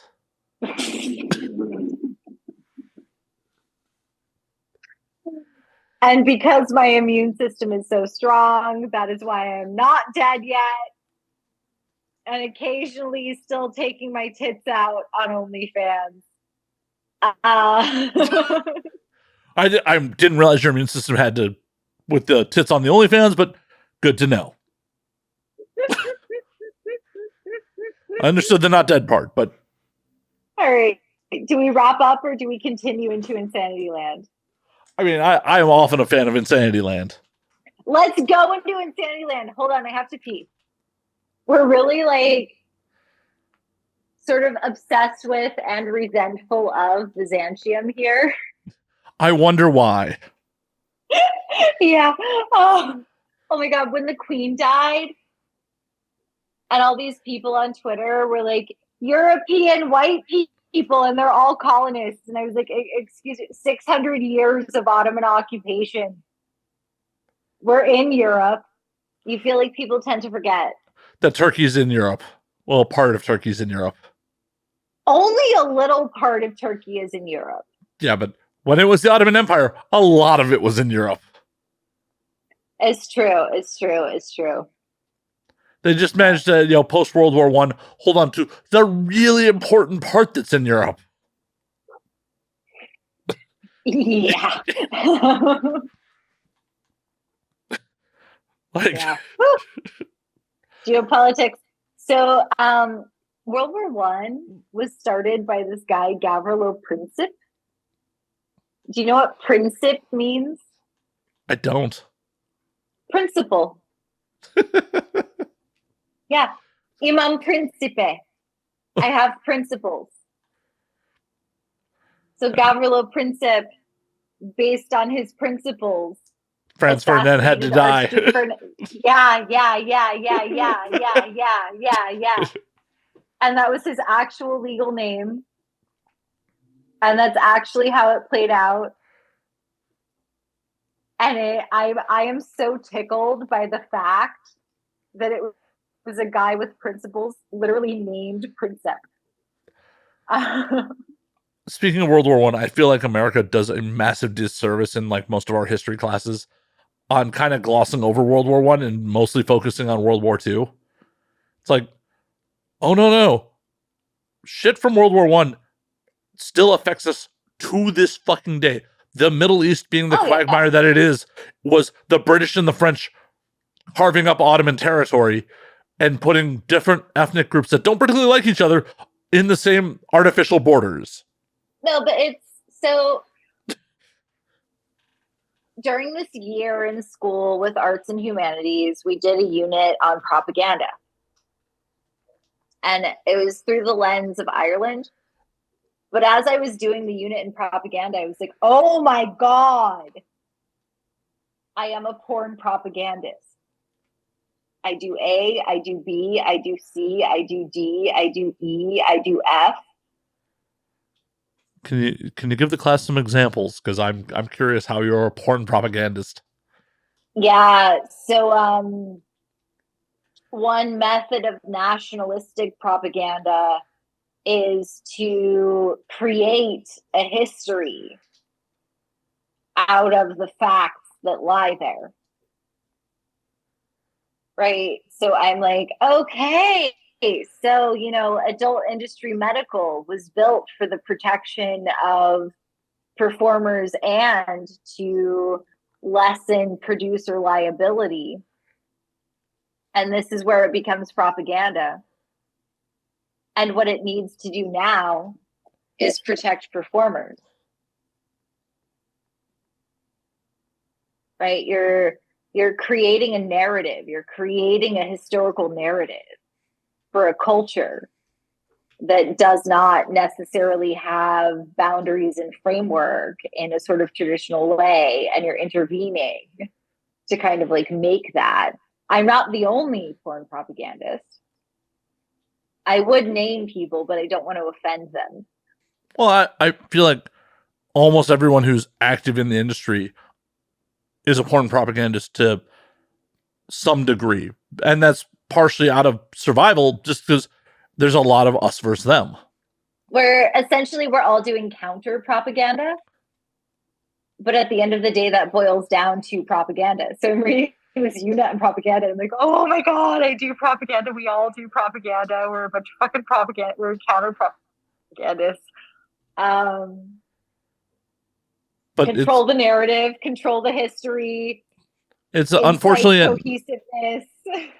It's a necessary evil, because otherwise, how many of us and our peers have made a living will be fucking stamped out of existence and become unsafe and go underground.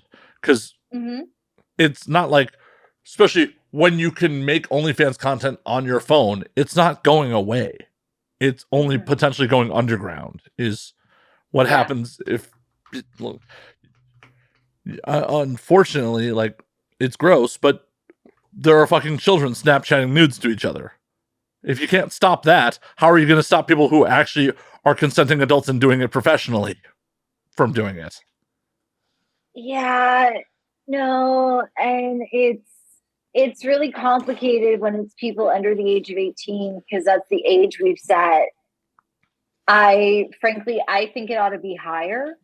I definitely can see the argument for that, because it's like, oh, you can't buy a beer, you can't rent a car, but you can make decisions that are going to potentially negatively affect you for the rest of your life. But on the flip side, we also allow people to take on a ton of college debt and also join the military at the same age that we allowed them to do porn. Oh my God, no. I spoke at Barnard, Take Back the Night, several years ago, like an embarrassing amount of years ago. I think like 8 or 9. And someone was like, what do you think about raising the age of performing in porn to 21? And I was like, all right. How many people in the room are under the age of 21? Basically, every hand went up. How many of you have signed up for a potentially crippling amount of student loans? Basically, every hand stayed up. Like, is that going to affect the rest of your life? And they were like, yeah. I'm like, yeah, man, yeah. I don't know what the proper resolution is, because as it stands now, well, when you graduate high school, you go on to college. So until that is a not-for-profit system in the U.S., predatory student loans aren't going away. Or going into the military to get the GI Bill, or going into the military because you have no other fucking options at 18 isn't going away. I have two stories. One being in Serbia and people asking like, oh my God, you're so smart. Why don't you have a university degree? I'm like, well, because I didn't want to pay 30 to 80 grand per semester for it. And they're like, what? Our colleges felt bad about charging €1,000 a year. And I'm like, are you kidding? Are you kidding? Are you fucking shitting me? I know. Unfortunately, America is just like, everything must be for profit. Everything. Like very, very, very for profit. And now I can't remember the other story. There were two. There were two. I don't know what it is. It went into the ether. It happened. It happens on the show. It's just floating. It'll come back. It's okay. When it comes back, we will bring it up. But look, it's the And Now We Drink podcast. The worst case scenario, in like a year, I'm like, oh my God, I remember Matt. I remember the thing. You got to have me back on. Oh no, I have to have you. Oh. Silly. Like, I've only been trying to get you on for like 6-7 years at this point. So what if I just become like a recurring, like every other year sort of guest? And I'm like, hello, I'm not dead yet. I mean, you would not be the only like performer who has escaped to Europe to do that. Anna Deville comes on every year, pretty much when she comes back to the States in January. Okay. Like she escaped abroad. Oh my God, we could do this in person. Yeah, it's much more fun in person. Nice. Like I don't know if you know this, but I actually made an exception to do this remotely with you because once things started opening back up, I went back to refusing to do remote shows. Oh my God, I feel so special. You should. Yes. I am special. You are. In this moment, you have made an exception. I have. Yeah. And I want to share, like, speaking of you being special, I want to share a amusing anecdotal story. I don't know if you remember this, but like, it had to be like Exotica 2011. I brought a couple civilian friends to Chicago with me. And one of my civilian friends you made such an impression on, he referred to you as Helen of Troy. I remember.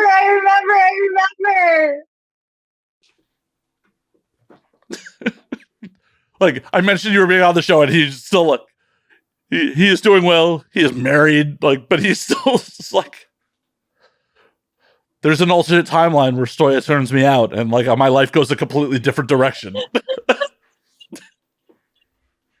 Yeah, but oh my God, no, Serbia is so weird for me because half the people I meet on field know exactly who I am and are fans. I'm like, yeah, I thought I was going to move to Serbia and do undergrad and be normal. Yeah. How do you handle the people that know who you are? Well, it's a weird thing about Serbia. They see me as a sex artist. Well, I mean, that's accurate, right? I think so. I certainly prefer it. I'm compulsively artistic. I wish I could just make big dumb porno. I can't do it. My heart's not in it. I have to know what the point is. What are we saying? What are we communicating? Why is this any different than the like mountains of sex footage that are available for free at people's fingertips? I'm an artist. I deal with sex.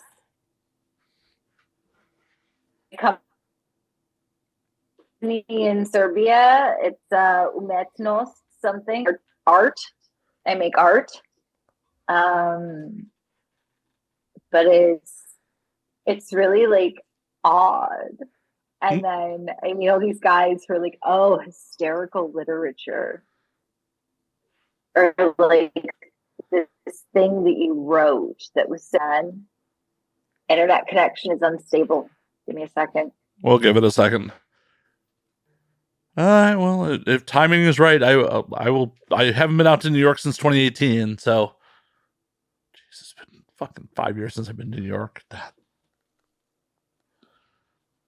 my beloved Mitch is in LA, so I can come out and like do the pod, hang out with Mitch, get stoned, pass out in his bed, snuggle with his cat. Rocks. I would not be opposed to you doing the show in person and me not having to fly across the country to do it.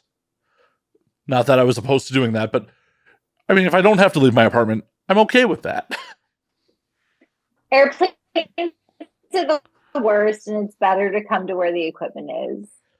It is, but I also love traveling, and like in the post-pandemic world have not done enough of it. I was at a point where pre-pandemic was doing 1 to 2 international trips a year, and then that just stopped except for me going to Japan last year. Where were you going? Different places. Like I've been on 6 continents. I've been to Cuba. I've been to Colombia. I've been a bunch of places in Western Europe. I've been to South Africa. I've been to Japan 3 times. I've been to Australia. Okay, so Cuba. Curious.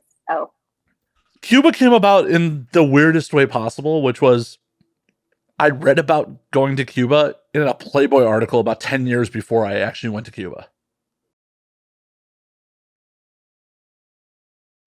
It was one of those things where like I read an article and it was just like I'd never thought about going to Cuba, and the way the writer described it, like there's no Americana there. There's no McDonald's. There's no Starbucks. There is no Americana because of the embargo. It's like, where else can you go in the world that is not an active war zone that has 0 Americana? And we went there in 2017, right after Obama, like, lifted direct flights to... I was on, like, one of the first direct flights from New York to Havana. Oh, wow. And it was amazing. Like, it was just... The people were super friendly. Like, everyone is on a hustle there. Everyone. Like, there are no meters in the cabs. You just negotiate with every cabbie. Yeah. How's your Spanish? Poquito. I was there with 2 native Spanish speakers, but it doesn't matter if you natively speak Spanish or not. There are 2 economies going on. There is the local Cuban economy, and then there's the turista economy. Mm-hmm. It's the only place I've ever been to that has 2 national currencies, too. So there is the CUC and the CUP. The CUC, the Cuban convertible peso, is always 1-to-1 with the USD. Sort of. Mm-hmm. The reason I say sort of is you can't get Cuban currency outside of Cuba, and there is a 3% exchange rate to exchange any currency into Cuban currency, unless it's USD, and then there's an additional 10%. Okay. And then there's the Cuban peso, which is actually what nationals are paid in. And at the time, it was like 25-to-1 for the USD. Okay. And one of my buddies hooked up with a girl while I was there, and like he went out away from the rest of us with her, and he's just like, yeah, she's paying a fraction of what we were paying for cabs. Mm-hmm. Or they went and got a room, and she's like, don't open your fucking mouth, because he could visually pass for a Cuban, but obviously the minute he opened his mouth, he was not. He opened his mouth, and like it went from being like effectively 5 USD for the room for the night to 15. Oh God. Okay. Yeah. So it's just a wild place. We negotiated, like one of my friends who speaks Spanish negotiated with this dude to get us a ride back to the Airbnb, and like we thought it was a cab, and then we just get in the guy's car, and it's like, no, this is just some guy who's like, I'm gonna make $20.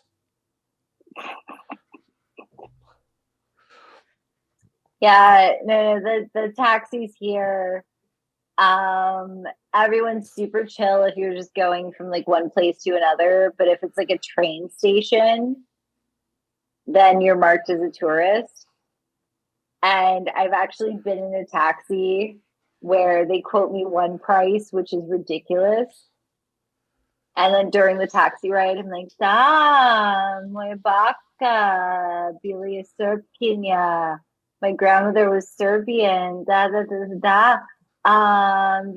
sam da učim srpski. I wanted to learn Serbian.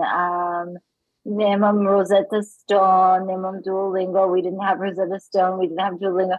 Samo da živim ovde, da učim, only to live here, to learn. And by the time I get out, the taxi's half the price. And like, it's just like, what? This is reverse nationalism. Well, and it's like, got to take care of our own, Yeah, I no, get by it. the end they're like, Nasha, like ours. They'll practically pat me on the back, literally. Um,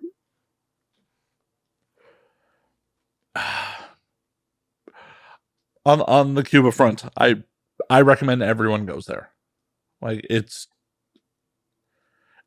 I would just like to go there, and I actually can with my Serbian passport. I think you can still go with a US passport. You just have to register with the State Department and why you're going. Yeah, but like, why am I going for funsies? Well, support of the Cuban people is a legitimate reason according to the State Department. Oh, okay. I support Cuba. They're very socialist. I love socialism. I technically went for journalism. I recorded 2 podcasts that I never aired down there. And I was there What with were the podcasts? me and my friends being drunk at our Airbnb. Okay. I brought all my gear down there and I legitimately recorded 2 podcasts down there. Just, my friends are not necessarily entertainers and they were not necessarily good. So I never actually aired them. But also, okay.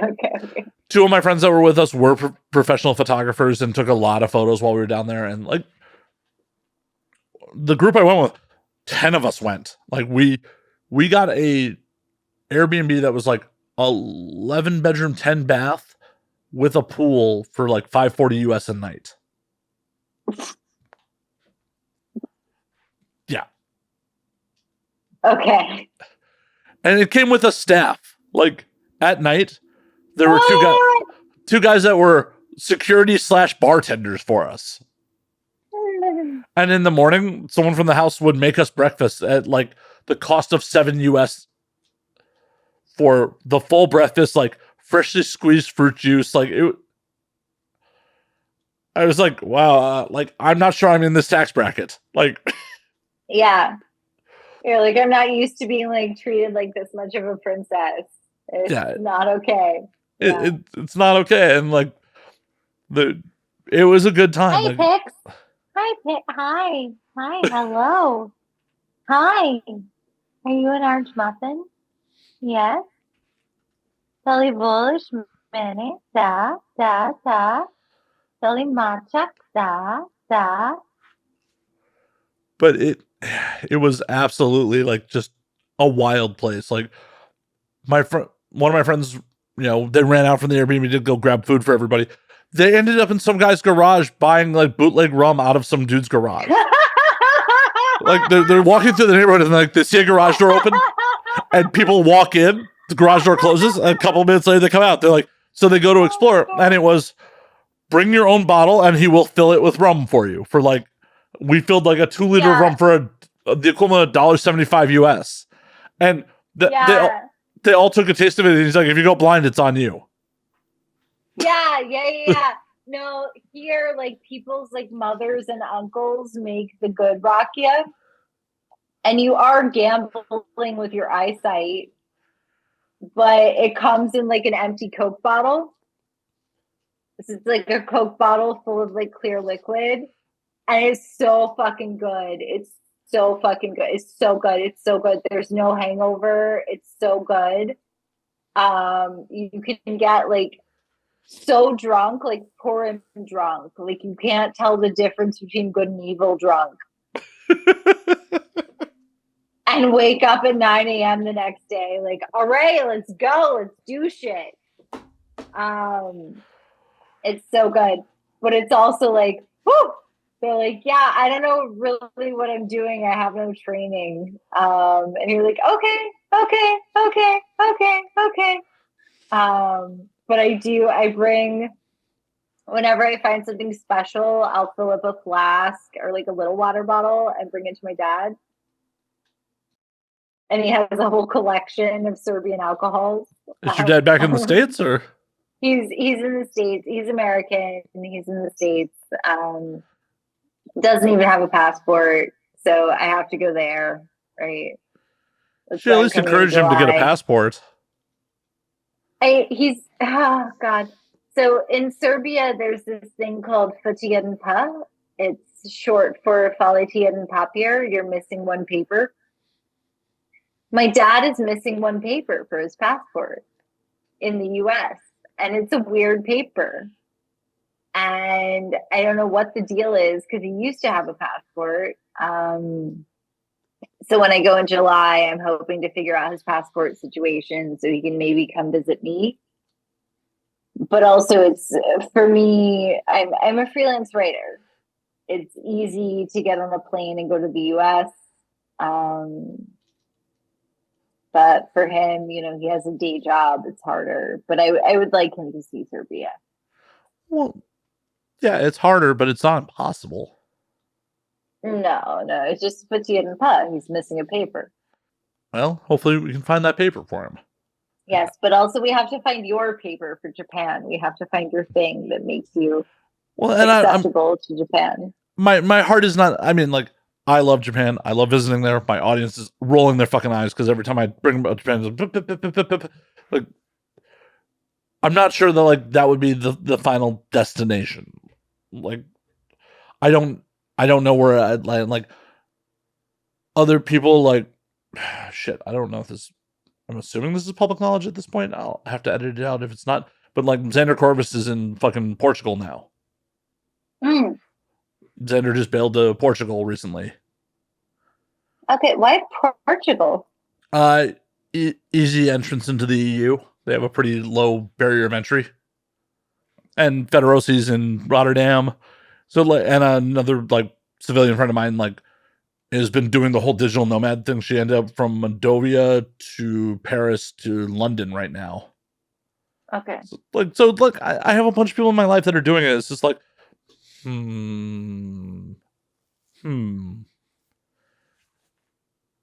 Like, on one hand, it's tempting, but it's also the reality of the situation is like this podcast kind of goes away if I leave the States, especially if I leave LA. No, you just do it more remotely. It sucks remotely. Like, I'm having fun right now, but when you do one in person, you will see that the energy is just better doing it in person. Okay. Well, I'm going to come do one in person, like, alarmingly soon. And you're going to be like, fuck, how do I release 2 Stoya podcasts, like, within, like, 6 fucking months? This is bullshit. But you're going to do it anyway. I don't think it will be bullshit. I mean, you're apparently Helen of Troy. So, like, how could I be upset with, putting 2 out? Stoya of Troy, but my dad's name is literally Troy. So it works? Yeah. Yeah. No, my name in Serbian is Jessica, which is pronounced Jesica. And Itza is like a cute diminutive. So you have Machak, which is cat, and Machkitsa, which is kitten. So I'm like little Jessica. Jesica.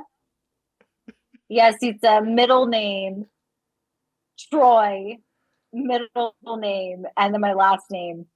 That is my full name. Is my first name Jesica, and then my middle name, and then my dad's first name, and my dad's middle name, and then my last name. And it's all very ridiculous and completely unhinged. And my mother is not even dead yet, but she's spinning in her grave that I am little Yes. But it's very appropriate because I am often up for like basically anything. Like, I'm like, yeah, sounds weird. Let's do it. Well, but that's how life should be. Eventually, we're all going to go to our fucking deathbed, and I would rather regret the things, I missed out on than the things I didn't do. Like, the things I did. So, alcohol on that statement. You talk to people. There have been studies where people talk to people in their like 60s or 70s or 80s, and they're dying. And it's like, what do you regret? They never regret the chances they took. They regret the things they didn't try for. Yeah, we're not shit into this world to just, pump out 2.5 children and be mediocre. No. And I am thrilled as a mad ant the woman who was like my like surrogate mom when I was a kid, when I was like in my like late teens, she has like an actual biological child of her own now. He doesn't speak English. And she was like expressing to me that that's like really hard. And she's trying all these different, like, maybe he'll like this kind of communication, maybe he'll like that kind. And I was like, hey, do you want to try Serbian? And she's like, yeah, I'll do it. And she's like, okay. So I went to my operations manager's house. I was like, what is the kid like? And she's like, the ocean and grandma's. And I'm like, cool. So I got some baby books. Went to my operations manager's house. I'm like, hey, my pronunciation is garbage. I sound like I'm from the village. You're going to help me.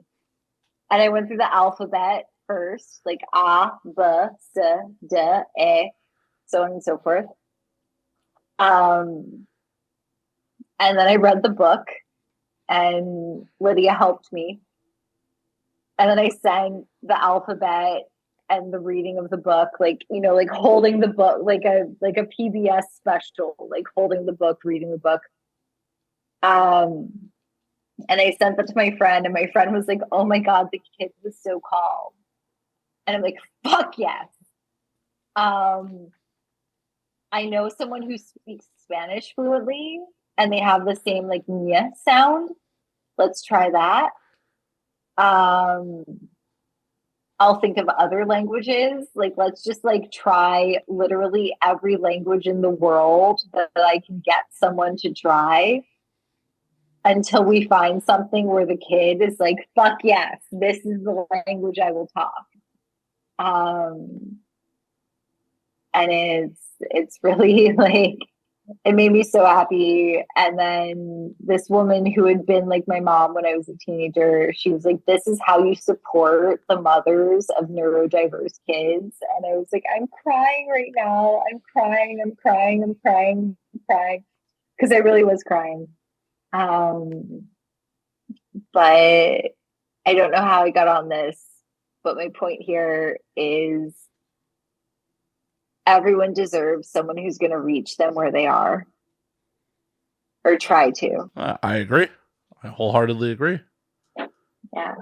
I think we got here on the, you know, life's not just about, you know, being a cog in the big wheel and pumping out 2.5 children. And just No, but I don't want to have children, but I'm happy to be a mad aunt. I'm like, right hello, there. Would you like me to read a baby book in Serbian? I'm right there with you. I'm trying to be a cool uncle whenever I see my niece. Like, I had a vasectomy last year. I'm not having kids. Oh my God, chesty tap! Congratulations! Oh, not only did I have one, I filmed it for YouTube. Yes, yes. Mitch, my friend of like 19 years, he just had one because of all the abortion stuff happening. And yeah, I'm getting an IUD put in. It was the move. Like, I decided a long time ago, I think I'd be a horrible father. So I do not need to bring someone into this world to prove myself right. Oh my God, no. I'm too flaky to be a mom. I'm a great aunt. I'd be a shit mom. I know my role. I'm happy to stay in my lane. More people need to like understand that, besides like the societal norm of like, I have to pump out children. Like, if you're going to bring someone into this world and you're both going to be miserable and you're going to traumatize this person you brought into this world, you probably shouldn't do it. Yeah. Yeah. No, you shouldn't. Because it's also like, I feel like we have enough people. Oh, we definitely have enough people. And I'd rather be supplementary to a kid that already exists than like create my own kid and be bad at it. Right? Like, I don't know. Like, I know on my end, on the financial front, it's just like, my groceries are almost $200 a week. Oh, now I'm responsible for feeding another human? How are we going to do this? And like, I have the money, but I don't have the time. And so I'm like, imagine, I'm like, yeah, your nanny takes care of you. And I see you like every 3 days. And anecdotally, every celebrity's child I've ever fucking dealt with, every like never had to want for anything in the world celebrity's kid I've ever dealt with while living in LA has been the worst fucking people. So like years and years and years ago, I thought like, oh, well, if I ever get well to do, then I'll have kids. And then I'm like, oh, no. I would then just be raising like, it's a lose-lose. I would raise horrible people no matter how I went about it. Yeah. It'd just be different horrible. I would probably raise great people who would feel very, very neglected. And that's like a recipe for like Stalin. Like, it's not good. And his limp dick. Oh my God. Stalin's tiny pinky finger sized spongy cock that never gets fully hard. And that's why he was such a nightmare. You wouldn't believe being here and hearing from the people who grew up in the USSR, Stalin was a fucking nightmare. We cannot understand the depths of nightmare that little Stalin, little sad, limp dick, spongy cock Stalin was.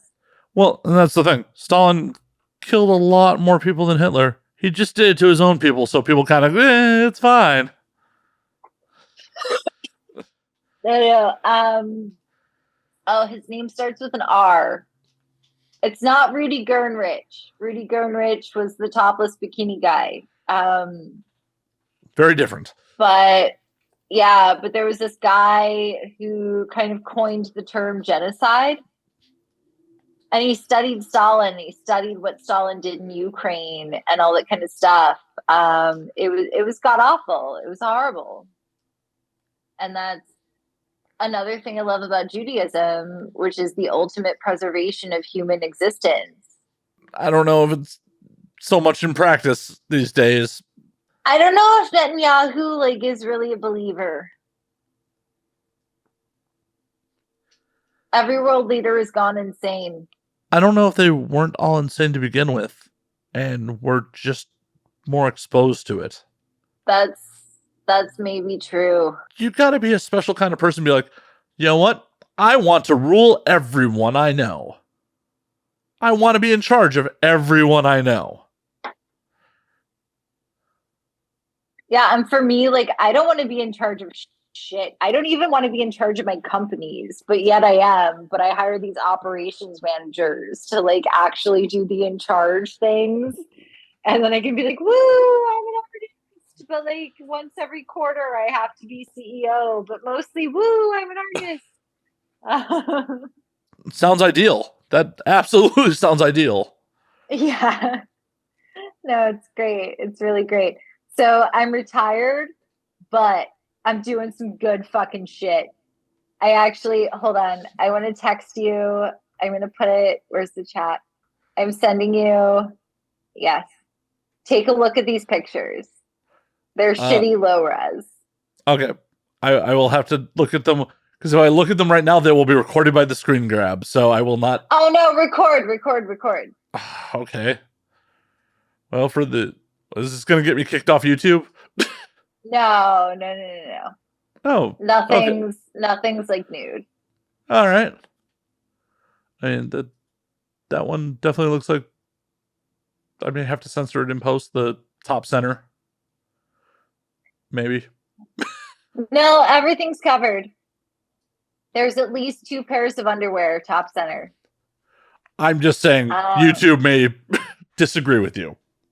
Oh no. Okay. Blur it if you have to. I mean, I don't want to. Believe me, I don't want to. I know. But if you have to blur it, I get it. But that was a Russian photographer who does boudoir stuff a lot. And she's always trying to help women break out of the girl next door, MILF, manic pixie dream girl, dominatrix kind of box. And I was like, do you know the showgirl? And she was like, no, but I think I want to. And I'm like, great. So her English is slow, right? She understands, but it's slow. So I wrote her 2,200 words on the archetype of the showgirl. And then we made these pictures. And like that's the kind of stuff I'm doing now. Is this like emotional, like just like wild, like all these like layers of like back and forth, like artistic collaboration. It's cool. That's amazing. That's fucking amazing. Like, I'm ecstatic for you. Like the fact that like you get to go fucking make the art you want to make. That's fucking awesome. No, it's so good. It's so good. It's so good.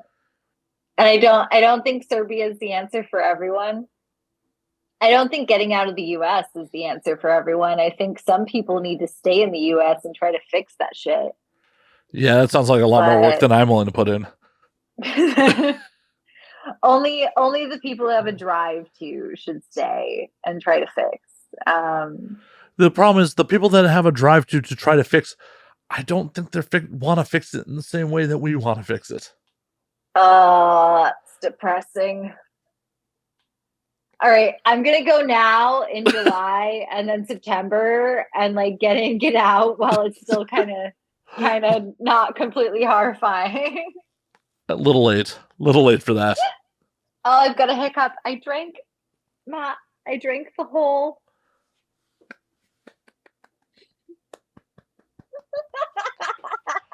One whole bottle of wine. I mean, I killed however much whiskey was left in here. O pičko ti mačinu. Idemo peršun.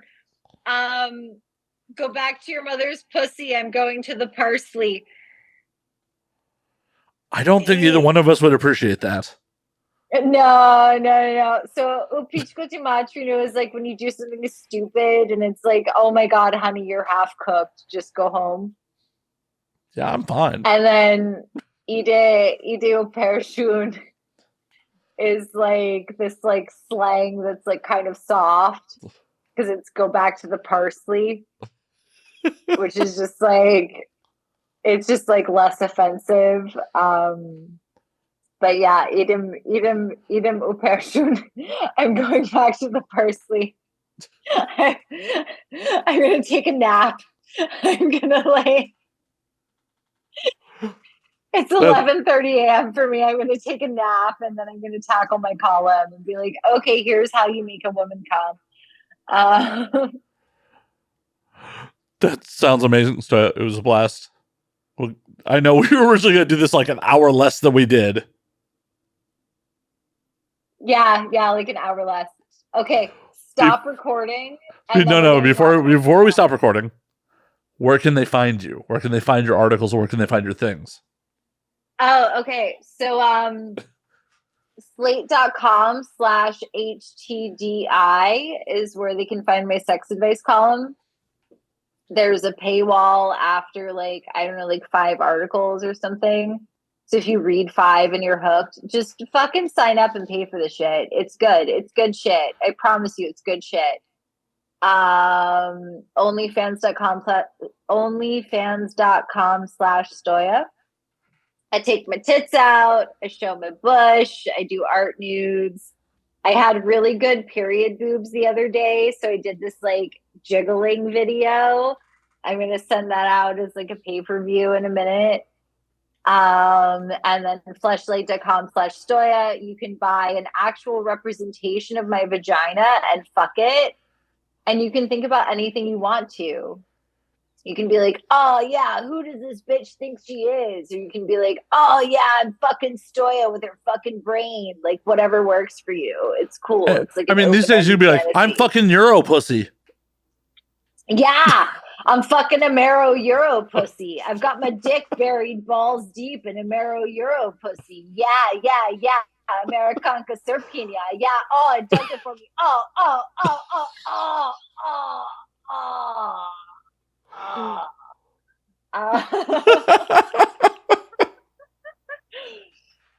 And Twitter and Instagram, Blue Sky, whatever, Stoya. Well, Hell yeah. It was a fucking blast. Like, this was definitely worth the fucking 6 years plus in the making. We will definitely do one in person when you're in the States. I'm going to hold you to that. Oh, please do. Please do. Because it will be much more ridiculous in person. I promise you. I'll bring rakia, but not the bourbon shit, like the like raw shit. I mean, if I go blind on this show, it's something that people have been predicting for years. So No, I'll bring like manufactured. Like boo. Hey, I'm gonna bring you the good dangerous shit that might give you dropsy. Perfect. Great. Well, we're going to stop recording now. And until next week, motherfuckers, drink up. I just fucked up my own sign off. Later. I did. Ciao.